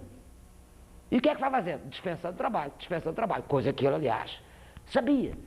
E vai dar um problema. Vai, do ponto de vista da deslegitimação do sistema, vai. Não fosse a merda de que o outro real já existiu, quer dizer, como diz o Fiore, não fosse o fato que a utopia do mercado nunca se realizou, logo pode continuar, e que a outra já se realizou e deu um bode, está claro, a malta até teríamos hoje teria muito mais legitimado. Agora, que estado legitimado está. Não está uma desgraça, ou não está? Não tem desemprego permanente, tal qual como eu disse, não tem miséria, e ainda tem mais. Ele supunha liberdade de capitais, a qual existe. Continua existindo. Só que uma das condições do século XIX, que era a liberdade de mercado de trabalho, não existe. Então como é que fica? Mas a malta move. Só que move para aquilo que ele também aponta. Parcialização do trabalho, desqualificação do trabalho. Ele não aponta. O lumpen crescendo. Ué, aconteceu exatamente o que ele disse. Só que isto não atinge os fundamentos do sistema capitalista. Esse aqui é o problema. Não atinge. Diga. É uma pata fraca. Ele tem razão, era a pata fraca. Sobre a securitização, como um elemento de diminuição do risco, eu entendo que passando dos bancos para os tomadores, os bancos diminuem seu risco. Agora, Não, os bancos diminuem o seu risco securitizando todos os instrumentos de crédito, todos. Mas aí os tomadores que estão com risco? Mas quais tomadores que ficam com os títulos, se os tomadores são eles mesmos ou as grandes multinacionais? Então o risco diminui principalmente a securitização patrimonial. Isso é pressuposto. Esse é o global, diminui. O parcial, cada um se securitiza. Então diminui o parcial. O global desaparece, diminui porque há uma interpenetração. O papel ativo, quem tem é o circuito de empresas, não é os bancos. Pois é, isso a malta julga que é os bancos, o que eu posso fazer? É porque os bancos estão fazendo um deepening financeiro. E daí? Os Estados Unidos não fizeram deepening financeiro por um século? E daí? Por acaso está tudo solto? Não está. E do ponto de vista dos bancos, não tem medidas de precaução? Tem, não está lá o BIS fazendo requerimentos de encaixe, já que não tem o Banco Central Mundial, eles mesmos, junto com os bancos centrais, constituíram uma instância de regulação, que é o BIS na Basileia. Todo mês a malta olha lá, vamos ver, posição de reservas, vamos ver, posição de encaixe. A compensação pode ser feita? Tem que compensar as moedas. Senão cada um desanda a tirar para a moeda que lhe dá na telha e não compensa nada, o sistema vai para o diabo. Então estou dizendo, houve uma diminuição micro de risco privado dos bancos e das empresas. Tá? Dos bancos e das empresas. As empresas desendividando, que isso não há dúvida nenhuma, todas desendividando, a curto, desendividando a curto. E as que podem, têm estratégias competitivas e podem expandir, podem voltar a endividar a longo, pois se está aqui tudo funcionando. Por que é que daqui eu não sigo? Se a minha eficiência marginal de capital está subindo por todas essas estratégias de curto, médio e longo, também eu posso me endividar a longo. Qual é o problema? Pego um eurobond, pego um bonde qualquer do euromercado. E estão pegando endividamentos de 9 anos, 10 anos, não mais de 20. Para 20 não dá, por isso que não dá para fazer energia elétrica, não dá para fazer nada. Está claro? Agora, o risco diminui privado em conjunto. Está claro? Do ponto de vista da regulação do sistema bancário, sai fora da possibilidade dos bancos centrais regularem, porque eles não podem mais regular, porque a posição de reservas bancárias não está mais na moeda de origem, nem eles têm reservas monetárias, os bancos centrais, suficientes para um sistema que tem muito mais liquidez que eles. Bom, então não podem, mas não tem importância. Eles criam uma instância de regulação própria, na qual estão os bancos centrais, mas também estão eles, estão os grandes bancos, com uma burocracia especial, a qual fica ali cuidando de medidas prudenciais. Prudenciais quer dizer, tenta repetir à escala mundial a ideia da compensação e a ideia dos encaixes. Tem que ter encaixe mínimo e tem que ter a posição de reservas boa, a posição monetária das várias moedas boa, senão não compensa. Então você já tem uma câmara de compensação informal deles, tá claro? Deles. Pequeno detalhe, cada vez que um banco central muda a taxa de câmbio, o sistema fica outra vez em risco. Tá claro? Porque a posição plurimonetária muda radicalmente de valor, não depende deles. Aí só se o cara correr, mas se correr é o efeito bandwagon. Se for o efeito bandwagon, isto é, o efeito manada, vai ser uma cagada federal, o sistema faz assim. Outra vez. Essa é que é a questão. Então o risco sistêmico maior está aqui, na possibilidade de fazer convergir as taxas de câmbio com 3 moedas equipotentes. As 3 moedas não são equipotentes e as taxas de câmbio não convergem. Portanto, este risco sistêmico, o sistema não se vê livre. E é um risco que são as grandes potências que estão pondo no mundo. Porque mais ninguém tem nenhuma possibilidade de pôr este risco, senão eles três. Senão eles três. Disto não se livra. Está claro? E tem mais, não pode desvalorizar ou valorizar a visão dos bancos. Pode. Porque se avisar a malta, corre imediatamente para a moeda. Aí é uma cagada federal. Então tem um problema. Aquilo que era no Keynes coordenação macro, passou a ser autocoordenação micro numa instância de coordenação dos agentes privados. Isto é, o público virou privado. Vocês julgam que, por acaso, esta ideologia do mercado está vitoriosa apenas porque a malta resolveu ler outra vez o Adam Smith, os naturalistas, voltou tudo para o século XVIII? Imagine-se, o mercado são estes caras aqui. Isto é o mercado. E eles têm uma autonomia feroz. Até quando? Até quando os três estados mais importantes, que são os detentores, emissores e cunhadores. Cunhadores não quer dizer moeda manual, que ninguém mais usa moeda manual para nada. Cunhadores dos seus títulos, das suas operações ativas e passivas. Quer dizer, quando eles determinam que essas operações ativas mudaram de denominação. Pronto. E aí? Aí isso tem uma balança outra vez. Portanto, o risco sistémico está aí. E por mais que você tenha dispersado o risco privado, e dispersou, por mais que você tenha coordenação para os encaixes, para que, dada uma paridade qualquer, dólar em baixo, marca em cima e iene no meio, que é como está agora. Dólar em baixo, iene no meio, marca em cima. Não estava assim. Está claro, antes estava dólar em cima, marca no meio e aí embaixo. Você vê, não é brincadeira. Imagina se eu olho em 10 anos, está dólar lá em cima, o marco no meio, o iene lá embaixo. Agora está o dólar cá embaixo, o iene no meio e o marco lá em cima. Você acha que isto é uma brincadeira? Isto simplesmente põe em risco o valor patrimonial desta malta. Claro que elas estão atentíssimas. E a mais pequena movida movem. Mas para mover tem que ter compensação, não tem? E a compensação quer dizer alguém é last resort desta brincadeira. Muito bem, é last resort eles mesmos. Os grandes bancos e as grandes empresas. Enquanto podem. Se houver um choque, passa para os bancos centrais de novo. Passa para os bancos centrais de novo.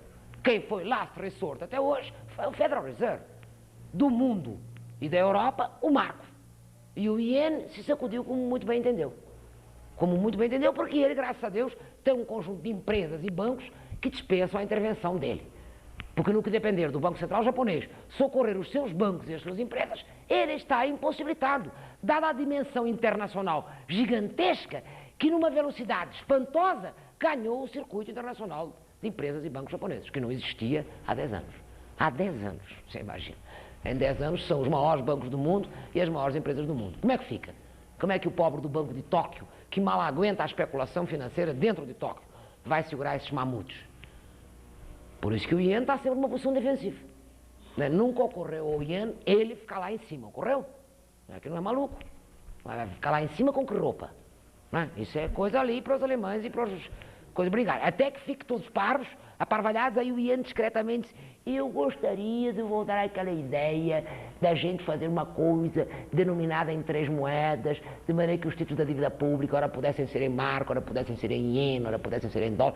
Não ficasse essa coisa tão chata de obrigar a gente a segurar vocês cada vez que há um bode, porque é um pé no saco. Até mais, eu não poderia dispor das minhas reservas plurimonetárias, que são gigantescas, e fazer alguma coisa eu com a reciclagem do sistema inteiro, porque olha aí, tem tanto país atrasado, a União Soviética, tudo tão precisado de dinheiro e eu aqui empanturrado de dinheiro. Estou totalmente obrigado a fazer com vocês, o que é uma... Estou casado com vocês, não gostaria, não poderia soltar um pouco o casamento. Mas não solta nada, então não adianta, pô. É complicado, isso é o que eu disse, isso é uma briga de poder. Uai, o outro vai soltar o quê? E na hora que ele soltar, ele fica com o quê? Com as armas, para fazer uma pirotecnia, só se for. Para jogar um foguete atômico nele mesmo. Ora, que porra. Ademais, vai fazer o quê com aquelas armas? Nada, pois é um dos problemas que eles têm de reconversão. O que é que fazem com aquela porra? Dado que os outros já disseram, eu vou terminar. Acabou, eu vou acabar com isso, catear, não quero saber. O cara vai se divertir, intervir na Iugoslávia, depois vai intervir no Cazaquistão, vai dar paciência. Ainda por cima passando o Pires, porque não tem dinheiro para intervir em lugar nenhum. Então, isto é um risco sistémico, ou não é? Por que é sistémico? Porque houve um desequilíbrio de poder cavalar e o poder central não passou o troço. Exatamente o que disse o outro sobre o Império Britânico. já estava tudo podre, e eles insistindo no padrão Libra, acabou dando uma cagada federal. Mas não porque as empresas não fossem ativas, até eram também ativas. Acabou dando uma cagada federal. Este é o risco sistémico. Aqui, em princípio, não. Eles diminuíram o risco do sistema privado. Não. Eles tornaram públicas funções privadas, mas públicas deles, quer dizer, portanto, privadas. Ué, eles não recorrem ao Banco Central, senão em última instância.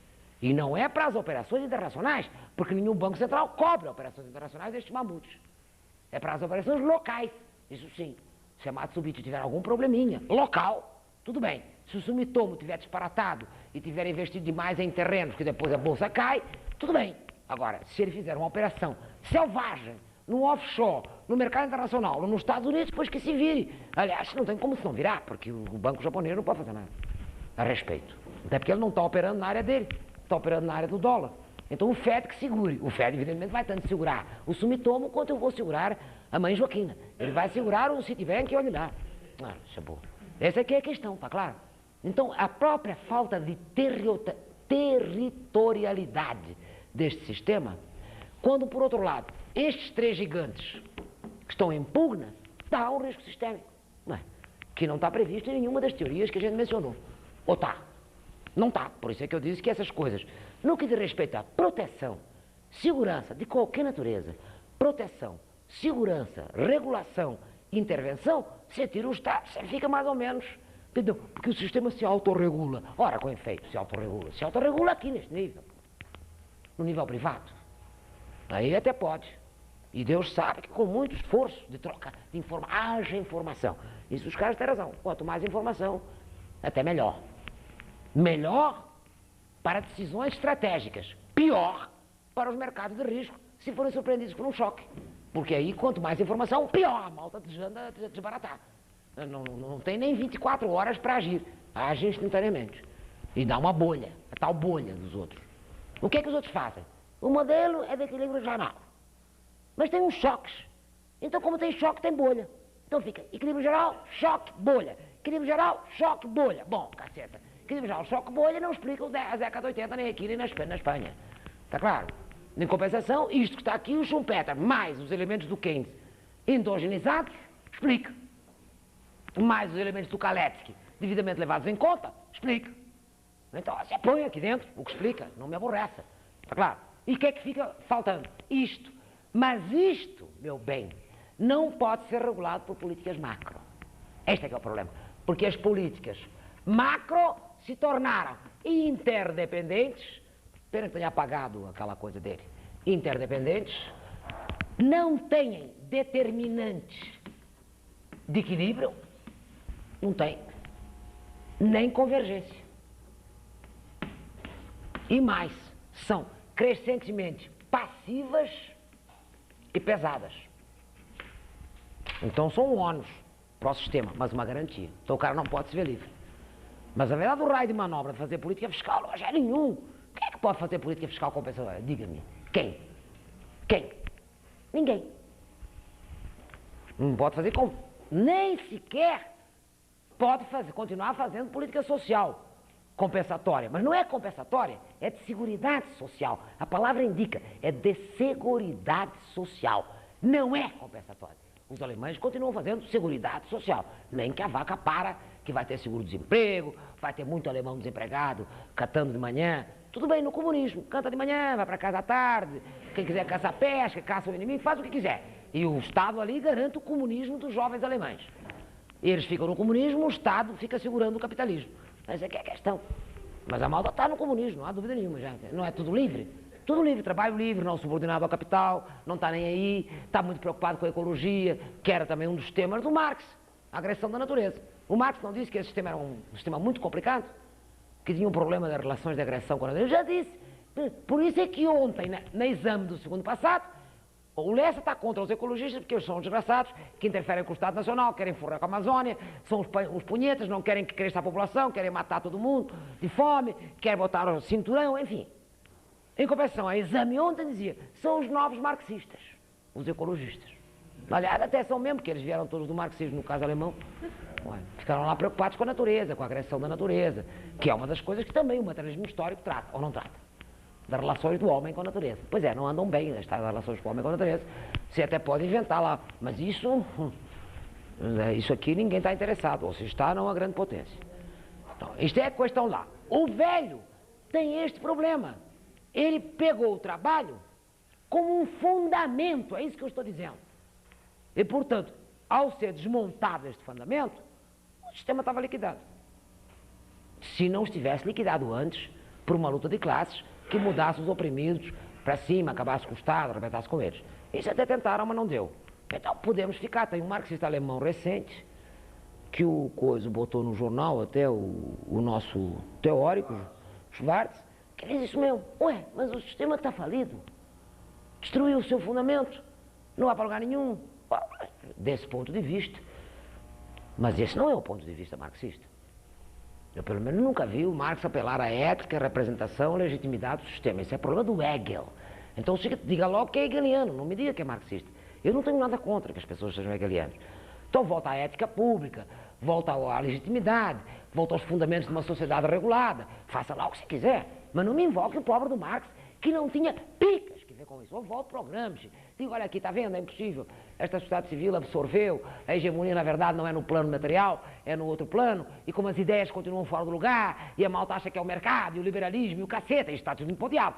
Tudo bem, você pode pegar o Gramsci e o sistema vai para o diabo. Pode pegar o Marx e o sistema vai para o diabo pelo lado do seu fundamento, que é o trabalho. Mas como, evidentemente, a máquina está indo muito bem, está solta, trabalhando schumpeterianamente, fica difícil.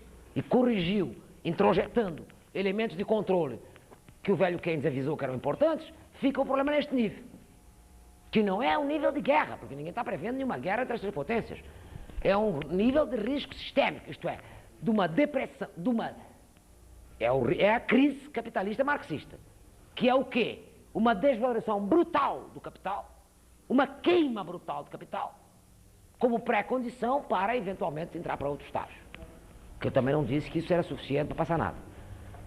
Mas então é o que eu te digo, essa coisa, portanto, aqui há um problema, portanto, maior, e esse eu quero ir logo a ele, senão não vou terminar esta aula, já tem tanta coisa para dizer que não vai dar pé, que é o seguinte.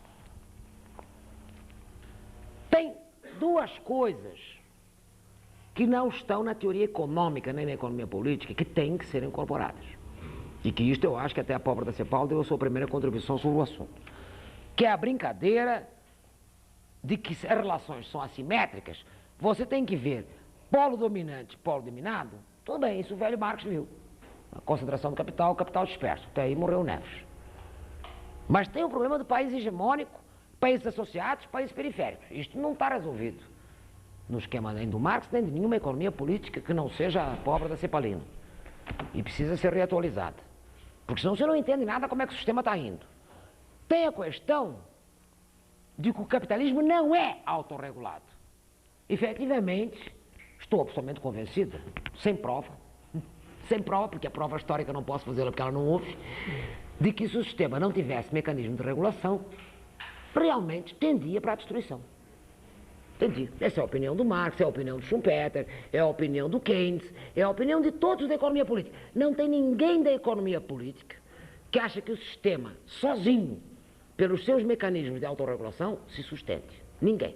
É da tradição da economia política fazer intervir o poder em alguma das suas formas para regular o sistema. Senão, não anda.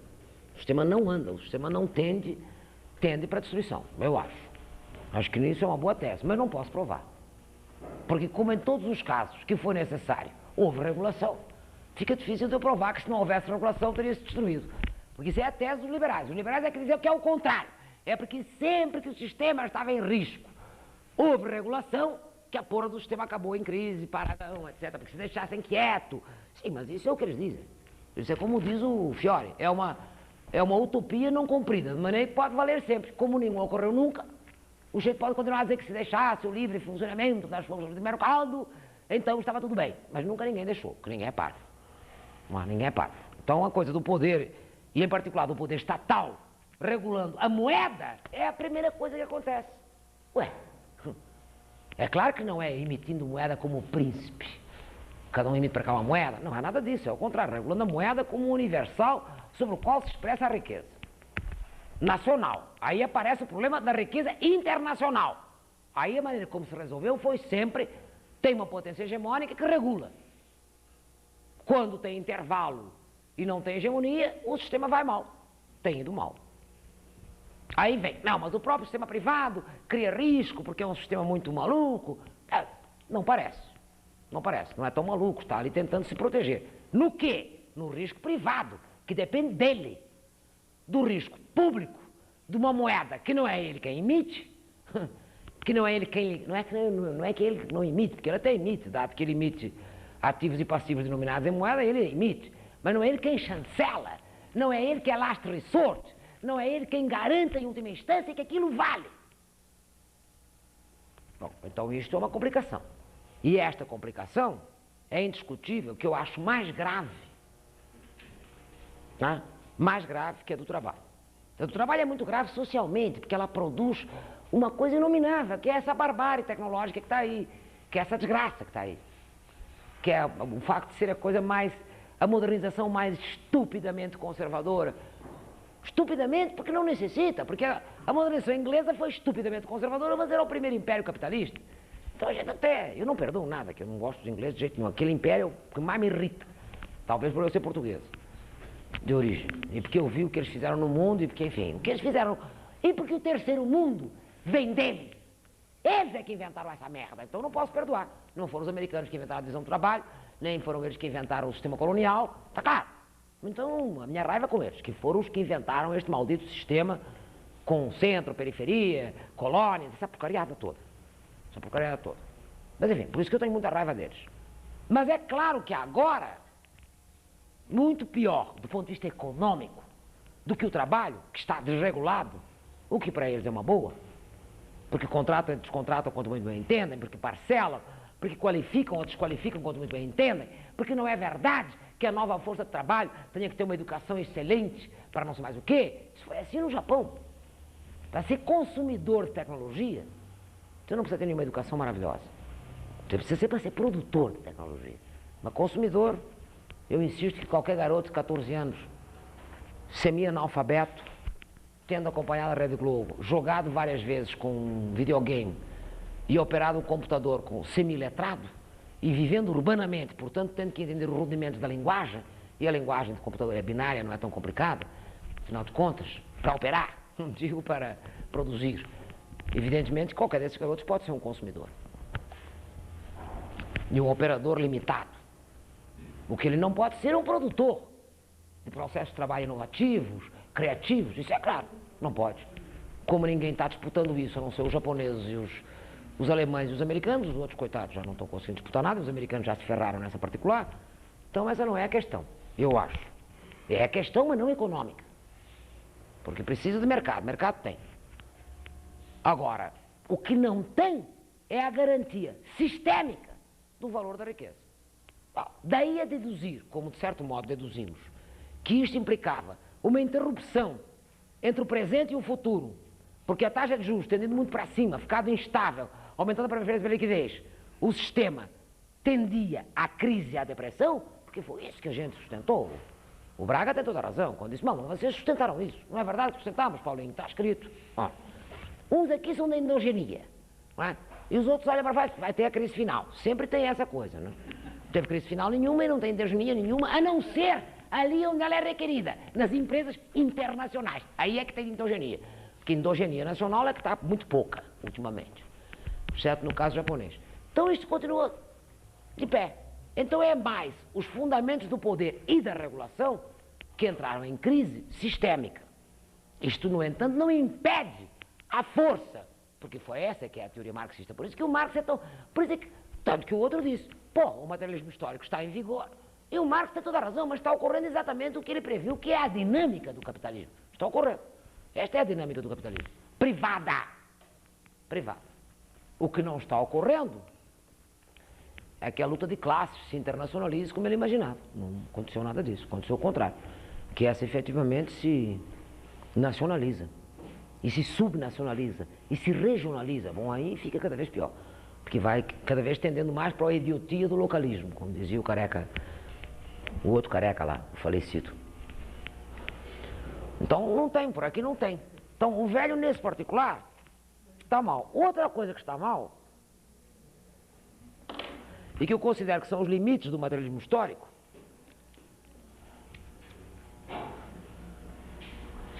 é que, se bem é verdade que as mudanças na infraestrutura, na técnica, nas forças produtivas, no processo de trabalho, são revolucionadas endogenamente por dentro do sistema, não precisa nenhum deus ex machina, e isto é que é fantástico no velho,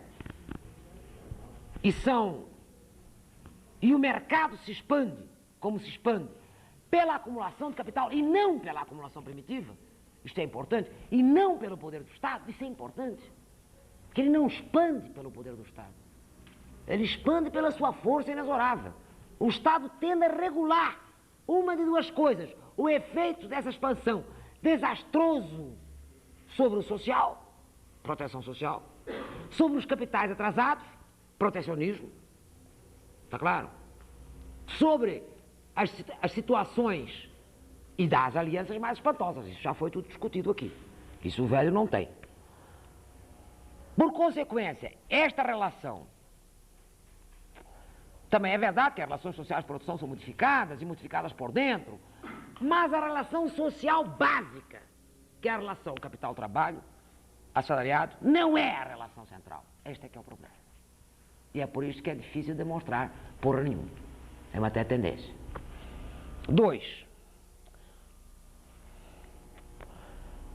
Continua decisiva para a lógica da expansão e da autodeterminação, entre aspas, do capital, a concentração, a soldagem das frações de capital, a internacionalização. Joia. Mas também são decisivas para cada processo histórico e cada espaço-tempo, as relações infra-supraestrutura. E a determinação não é de baixo para cima. Não é de baixo para cima. Isto é um engano do velho.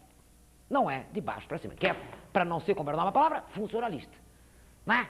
Não é que o Estado está ali para cumprir a função de ser o comitê da burguesia. Não é para isso que o Estado está ali. O Estado nasceu antes do capitalismo, provavelmente morrerá depois do capitalismo. E a relação de determinação é de cima para baixo e não de baixo para cima. E não é que ela é apenas de cima para baixo, nos tardios, coisa que nós vimos. E que tem a seguinte justificação: como tem obstáculos feudais à expansão do capitalismo, então precisa intervir o Estado, fazer alianças entre os feudais, os não feudais, e tacar pau para que a burguesia avance, porque ela por sua conta é fraca. Mas tudo bem, até é verdade. Como ademais tem o espaço internacional das potências, da guerra, da geopolítica, também precisa intervir, e então um bom inimigo externo é joia. É joia quando não derrota a gente e não manda a gente para as cucuias, naturalmente. Isso também é outra coisa engraçada que o pessoal também esquece. Sim, mas não é só isto. Não é só isto. É que todas as instituições em que o sistema ancora são de natureza pública, mesmo quando os interesses sejam privados. E a malta não percebe isto. São de natureza pública. Eu insisto, o BIS é uma instituição pública, ainda quando a sua inspiração seja de natureza privada. Mas é uma instituição pública. E quem foi que o começou? Os bancos centrais. Pois ninguém é maluco. A malta olhou e disse: perdi o controle sobre a minha galera. Essa banqueirada é toda doida, vai me aprontar uma cagada sistémica aqui por conta deles, independentemente que eu tente me segurar. Então vamos lá sentar aqui num banco e uma vez por mês vamos aqui reunir a galera. Pois é, isto é uma função pública. É uma função pública. Mesmo quando o interesse que inspira a função pública seja privado. Assim como nos Estados Unidos é uma função pública articular aquela porcaria daqueles grupos de interesse. Quando pode. Quando não pode, se sacode, tem uma crise da função pública e da governabilidade. E ninguém me disse que um sistema capitalista sem função pública e sem governabilidade anda admiravelmente bem das pernas. Anda o caceta. Anda no espaço internacional, que são 40% da produção, 40% das exportações. Bom, e os outros 60%? Sentam aonde? Nós temos uma crise da função pública, agora não temos? Não apenas porque a ideologia dominante é neoliberal, porque isso ainda seria lido. Olha aqui, vê se entende. Se me disser que a ideologia neoliberal é uma sobrevivência atrasada de duas potências decadentes que venderam ao mundo essa ideologia, é verdade. Mas se não olhar a força do mercado privado internacionalizado, que é uma força real de poder real, também fundando isto, fica complicado.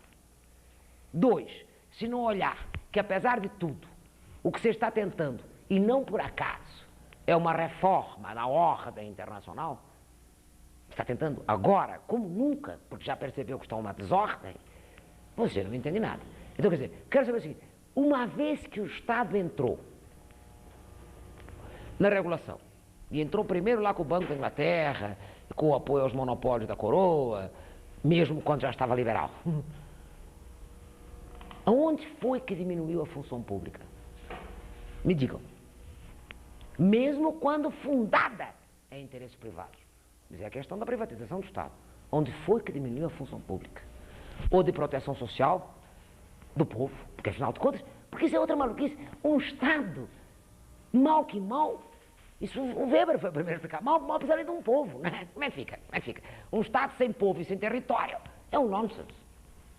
Como um Estado sem povo e sem território? Sem povo e sem território, eu posso arbitrar os bancos, que são internacionais por definição desde que nasceram. Ora, essa é boa. A City de Londres não é outra coisa. Só que agora não senta em Londres. Senta na Basileia, que é mais neutro. Tem uma vantagem que os bancos suíços chiam menos, enchem menos o saco, são mais discretos. Então pode fazer a Basileia, que é o lugar mais discreto, menos visível, menos chateadão, etc. Mas é uma função pública. Mas é uma função pública de quem? Do grande capital bancário. É um mecanismo de autorregulação. E eles sempre tentaram. E sempre pediram que, em última instância, socorreram ao Banco Central. Então continua, em última instância, se socorre no Banco Central. Se não der, vai ter uma atrapalhada gigantesca. Não tem dúvida. 2, as demais funções públicas estão em crise. Bom, mas que estão em crise, sei eu. Estamos em crise de governabilidade, de legitimidade, do cacete que vocês quiserem. E daí, mas alguém disse, salvo os dementes, que tem sempre. Alguém disse que não é para ter função pública? Dizem os dementes. Mas não cumprem. Não cumprem, na verdade. Ou por acaso diminuiu o protecionismo? Não diminuiu porra nenhuma. Ou por acaso diminuiu a própria, piorou a qualidade da proteção social? Por suposto. Por suposto. Até no que o Estado quebrado e pôde, empurrou para o setor privado essa função. Mas lá porque empurrou para o setor privado, deixa de ter uma função social? Pode ser privada, mas vai estourar imediatamente. Eu posso fazer mecanismos de seguridade social atuariais com esta taxa de juros como está, mas o sistema não dura 10 anos. Não dura 10 anos, o sistema quebra em 10 anos. E sistema de seguridade social que só dura 10 anos, não é sistema de seguridade social, porra nenhuma. Tem que ter pelo menos um ciclo de vida, senão como é que fica? Então continua. Eu posso, por acaso, fazer planejamento estratégico de energia, de sistema de transportes, isso que o nosso ministro chama de a logística e a telemática, que é o que está preocupando, posso pôr nenhuma. Imagina agora eu entrego para os construtores e para os bancos, se meus filhos, o senhor faz um favor, desenhem um sistema de transportes. Vai ser do caceta o sistema de transportes que o cara vai desenhar. Aliás, o único caso histórico em que isto ocorreu foi nos Estados Unidos, deu um bote, fez uma égua, tinha ferrovia cruzando uma ao lado da outra, e quebrou tudo, por suposto. Até que o Estado americano interveio e disse, olha, com licença, é concessão pública. O senhor vai para cá, o senhor vai para lá, porque assim é impossível um bordel. Deu um bordel. Porque então a marcha para o oeste. Mas a marcha para o oeste foi um bordel. Se os caras não tivessem regulado aquela porcaria do monopólio de concessão pública, tinha dado uma cagada federal no sistema de transportes americano. Não haveria a integração costa a costa. Então voltamos. O que é que estamos discutindo no Congresso? Aliás, o que é que está se discutindo no mundo inteiro? Privatização quer dizer, por acaso, que eu abro mão das funções de concessão pública? Não. Que eu abro mão da regulação? Não. Eu apenas digo assim, olha, eu, Estado, que fui um agente de socialização dos prejuízos, que essa é a tese central do capitalismo monopolista do Estado francês, não aguento mais.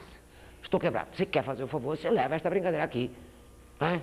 Mas então eu vou precisar de tarifa alta. Tudo bem, mas não exagera, viu? Tarifa alta, mas não exagera, porque o sistema vai todo pro diabo se você subir muito a tarifa. Tal coisa, sei, mas veja lá, não me ponua demais. Mas então, não me ponha drogas que matem a população. E aí começa. Tudo, regulação do consumidor, drogas, poluentes. Onde é que está diminuindo a função pública? Parece tudo maluco. O problema é que a agenda pública está sobrecarregada. Isso é que você poderia dizer. Você está com uma agenda pública sobrecarregada e com os Estados financeiramente débeis. Por isso é que o sistema está, outra vez, com risco sistémico. Outra vez. Até por isto.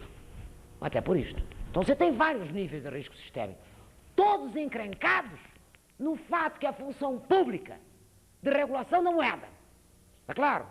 De regulação do consumo, de regulação do trabalho, de regulação da previdência, todas as regulações possíveis, imagináveis, regulação dos mercados, todas estão em xeque. Bom, e daí? Estamos todas em xeque, temos mais problemas ainda. Não está absolutamente aliviando. Mas há um subsistema privado, mercantil, que é a origem deste sistema e a sua permanência como modo de produção, que vai muito bem, obrigado. Então vocês olham e dizem assim, o sistema capitalista, nos termos marxistas puros, enquanto sistema privado, mercantil, de poder, não é que o poder, de rivalidade, continua indo. E até reagiu brilhantemente na década de 80. O sistema internacional e nacional de relações políticas, de regulação, que amparou este sistema capitalista, logo depois que terminou o laissez-faire, que foi ali por 1860, este está encrencado. Estando encrencado, evidentemente que o nosso problema central hoje é a relação público-privado e, sobretudo, a sobrecarga da agenda pública. Como é que financia, como é que democratiza, como é que passa o ônus. Enfim, essa que é a discussão. Só um idiota acha que não é essa a discussão. Pois é claro que é essa a discussão. E a outra questão não é como é que regula este sistema, é como é que não o desregula, porque ele vai muito bem obrigado, desde que não apareça essa ameaça fatídica de que as moedas internacionais, sobre as quais a riqueza deles está expressa, podem levar um tombo de um momento para o outro. Bom, aí sim que é foda. Então, mais uma vez, o risco é da função pública. Esta que está em risco. Não é a natureza privada do sistema. O qual, apesar de ter destruído um dos seus fundamentos, que é o trabalho assalariado ser incorporado como relação sucessiva, estando desassalariando, está resistindo. É claro que tem gente utópica que acha que isto é ótimo, porque isto quer dizer que já estamos entrando no outro sistema. Então, viva o trabalho livre, quem quiser caçar pasca, levamos um computador para casa, enfim, todos os delírios franceses, que nesse particular são fantásticos, franceses e americanos, aquele maluco daquele Sable, daqueles outros que são uns pés no saco. Então, small is beautiful, não precisa mais concentrar capital, é um delírio. O capital se concentrando numa velocidade espantosa, em 10 anos, uma coisa brutal. A maior concentração de riqueza, de renda, de poder que o mundo capitalista já viu, com 3 potências que não podem se destruir entre si pela guerra, tendo arrebentado com o adversário conjunto do sistema capitalista sem guerra. Portanto, uma situação absolutamente inaudita. Inaudita. Com todas as funções públicas desreguladas, um pau cantando sobre o que é público e o que não é público, do tamanho de um bonde, está claro? E um dos seus fundamentos, que era mal com mal dar emprego, que todos disseram que era para dar emprego, ali para explorar os ligas, porque se não dá emprego também não pode explorar os ligas, como é que fica? Fica complicado. E o mercado é cambado. Muito mal, obrigado. Então, isto evidentemente não quer dizer, viu, companheirinho, nenhuma lei de tendência, isto não quer dizer, você faça o que você quiser com a lei de tendência, mas o que eu estou falando não serve para a lei de tendência, porque eu sei lá qual é a tendência, não dá mais puta ideia, não se deriva, porque a tendência vinha pela composição orgânica e pela taxa de mais-valia, a qual não se verifica nenhuma. Nenhuma. Eu não posso provar que tenho rendimentos decrescentes do capital. Pois não posso, é o que menos posso provar. Aliás, porque se é uma coisa que eu esteja é com rendimentos crescentes do capital. Mas aí o que eu não estou com decrescentes, estou com crescentes, está claro? Crescentes nos 3 níveis. L, X, progresso técnico e o estoque de capital em conjunto, privado. E concentrando uma velocidade espantosa. E mais, organizando os capitais dispersos. Porque os capitais dispersos, meu bem, se bem que tem vários em nicho de mercado, o que vai dizer, no nicho que estas empresas abrem para eles, a maior parte estão organizados em putting out de baixo, que é para não vir com a ideia que não repete formas pretéritas, repete quantas o capitalismo quiser. Já recriou a escravidão e agora não serve, mas agora ele está recriando a grande manufatura, o grande putting out, e recriando de uma maneira brilhante, 30% do comércio exterior é em putting out, na trading encomenda. E o cara produz nas especificações que a trading encomendou. Isto é o maior putting out de que se tem notícia, que é para não pegar as formas antigas do capitalismo e dizer, o capitalismo avança destruindo o seu passado. Pois sim, que avança destruindo o seu passado. Ele avança sempre reincorporando. É a tal coisa que o primeiro que tratou disso foi o velho Trotsky, que era o desigual e combinado. Ele sempre aguenta desigual e combinado. Ele pega, é desigual, não é equipotêncial, ao contrário, é polarizador, e ademais disso combina sempre as mais modernas com as formas mais antigas. Que é para não achar que é um bicho com pouca força. Porque esta sim o velho não previu. Esta ele também não previu. Ele previu a força destruidora do sistema, arrasadora, a internacional, tudo, está tudo lá. Mas ele não previu que ele pudesse dispensar progressivamente o trabalho sem que acontecesse uma desgraça. E dispensou e não aconteceu desgraça nenhuma. E muito menos pensou que ele podia recolocar de volta todas as formas pretéritas. Porque isso para ele era o estágio inicial. Essa é a mania dos estágios, das etapas. Quer dizer, botou estágio, etapa, tendência é ferro na boneca. Porque não tem. Não tem. É um bicho polimorfo. Mas você que se interessa do público e privado, trate disso e não do resto, não me mole. Porque se você se for meter com o capital, com a técnica, vai ficar maluco. Agora, se você pegar o público e o privado, no meu curso, você pegar o público e o privado, fizer umas reflexões, eu até agradeço. Porque aí é que eu ando mais com dificuldade. Toda que nós estamos vendo aí, Não é uma esculhambação, o sistema está firme nos seus fundamentos mercantis. O sistema está firme nos seus fundamentos mercantis. especialmente nessa questão, por exemplo, de dispensar, Infelizmente, ou felizmente, sei lá se infelizmente, cala-te boca. de dispensar o trabalho É verdade, isso mesmo. do homem, tá? Isso tu entende que já foi levado ao limite máximo? Não, acho que continuará. Acho que a massa de homens livres aumentará. Mas e aí, como é que... Aí nada. A malta morre de fome, assalta, faz cocaína, invade as potências grandes, ameaça de converter a Europa, que é um paraíso conservador, num inferno, etc. Invade os Estados Unidos. O que você quer que faça? Move.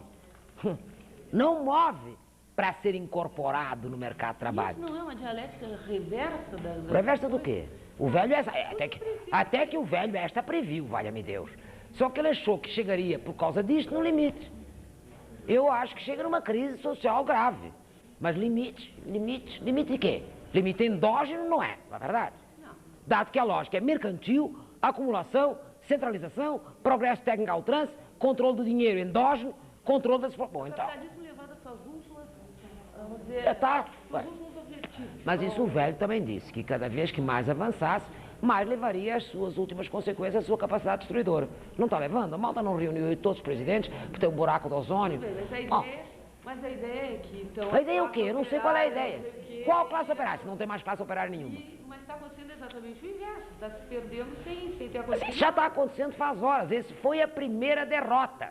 Foi que tanto a direita quanto a esquerda avisaram que a classe operária estava indo ao paraíso, a que sobrava, e que a outra, e portanto não era revolucionária nem aqui nem na China, e que a outra não estava afim, não era mais classe operária. Era trabalho parcelado e desqualificado. Ou autônomo. Autônomo, quem quiser caça, caça, quem quiser pesca, pesca, que é, aliás, o sonho... A não ser que a transição para o comunismo seja isso que está ocorrendo e a gente não esteja percebendo. Vai ver, isso é o comunismo, quem quiser caça, caça... Perfeito. Então fica, de um lado um subsistema capitalista e do outro lado o comunismo. Só que é um comunismo fudido, né? Não é quem quiser caça, caça, quem quiser os seus semelhantes, não é uma boa. Né? Essa ideia de realmente fazer, como é que chama? Caça. Está caçando pra caceta. Agora, não era bem, provavelmente, essa ideia que o homem tinha. Né? A ideia era da autonomia, da felicidade. Não deu. Quer dizer, eu acho que não. Acho mais lógico chamar isso barbárie, anarquia. Nem é mais anarquia da produção. É a dificuldade de controlar publicamente um sistema tão tremendo, cuja força é tão tremenda. Isso é que é verdade. Você controla só quando ele precisa. Aí quando já está mesmo, vai, não vai, aí lá vai e controla. Mas depois ele volta e fica difícil de controlar. Não é difícil? O que eu posso dizer? Isto é uma contradição, não é? Mas como é uma contradição em movimento, não tem tendência, tá claro? Oxe, tem uma tendência? Eu lá sei. Suponha que o cara descobre uma outra porcaria e que, suponhamos que ele regula a jornada de trabalho e diz assim, agora é o seguinte, trabalho voluntário, isso é a tese daquele maluco, daquele americano, do Drucker. Agora vai ter uma porção de organizações não governamentais, todos os velhinhos, crianças, mulheres que não têm nada o que fazer, desanda-se fazer trabalho voluntário e vamos reformar a sociedade por dentro. Nós. Do caceta. Eis aí uma coisa boa, também na direção do socialismo utópico, uma coisa boa. Eu não tenho nada contra. Mas não está ocorrendo tudo ao mesmo tempo? Porque assim também não dá. Está ou não está ocorrendo que a massa de autónomos está aumentando? Está ou não está ocorrendo que a indústria do lazer, capitalista, infelizmente, mas a indústria do lazer, portanto, o tempo livre, o tempo da aposentadoria, a malta fica velha pra caceta, pô. E já parou de trabalhar faz horas. Aí faz trabalho voluntário. Isto estava previsto, ou estava previsto em algum? Mas não está ocorrendo, meu bem. Então, está ocorrendo. Agora as pessoas não querem ver os fatos. Eu não quero meter estes fatos no modelo econômico. Porque o modelo econômico, com poucas variáveis, continua sendo perfeitamente explicado. O modelo econômico de expansão. Poucas variáveis. As variáveis que aquele velho lá pôs, mais os 3 autores ou 4 referidos aqui. Com essas poucas variáveis, você pode interpretar o sistema. Mas há uma área, que é a área do público, que não se interpreta com essas variáveis. Isso que eu estou te dizendo. Não interpreta. Então, a coisa da função pública vem e diz, estamos em pleno neoliberalismo, individualismo metodológico, o caceta da mesma. Sim, mas isto é uma palhaçada. Palhaçada. Que nós estamos em sub-áreas de coordenação do público crescentes ou não. A agenda pública está sobrecarregada, meu bem. Tem tudo. A pobreza, o meio ambiente, a regulação, a lei de propriedade intelectual. Ele tome lei, é uma tal de lei. Aliás, eu não sei o que está proliferando mais, se o capital ou se as leis. E coisa que eu avisei a vocês que era outra tendência do sistema que o velho não levou em conta.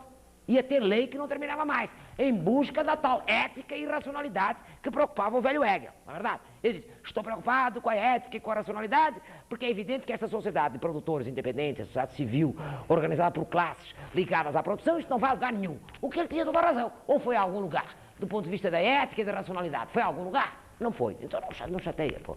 Essa não foi. Então, esse espaço continua, ou não continua?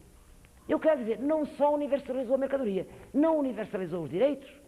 Agora, é possível ter direitos universais que você não pode cumprir rigorosamente porque os cidadãos não têm como cobrar os direitos? Ué, o sistema capitalista, quando não pode cobrar o seu poder de compra, capota. Pois eu estou dando mecanismos pelos quais pode cobrar o seu poder de compra, pode realizar a sua riqueza privada. Pode, está ali, eu expliquei. Agora, eu disse alguma coisa, como é que vai cobrar os direitos? Eu até enfiei isto, porque eu acho que é fundamental, porque há um split entre 2 grandes autores da mesma tradição, que é a porra do materialismo, a porra do historicismo alemão, que um diz, é o Estado e a ética, o outro diz, não é, é a mercadoria, o capital. Bom, acontece que é as 2 coisas, ué. E há uma interferência nos 2 planos, e a determinação não é da infra para a supra. É da infra para a supra, da supra para a infra, muito mais da supra para a infra. Porque este movimento no público, no ideológico, na consciência, não é, eventualmente, um reflexo do mundo mercantil. Ou é? Ou vocês estão tão céticos que vocês acham que o utilitarismo, o cinismo, chegam no limite? Qual é? O utilitarismo e o cinismo de quem? Daqueles piranhas da City? Por suposto, pô. O utilitarismo de quem? Das multi, não. Que eles não querem isso. Eles até que ficam preocupados. Será bom cuidar um pouco da educação.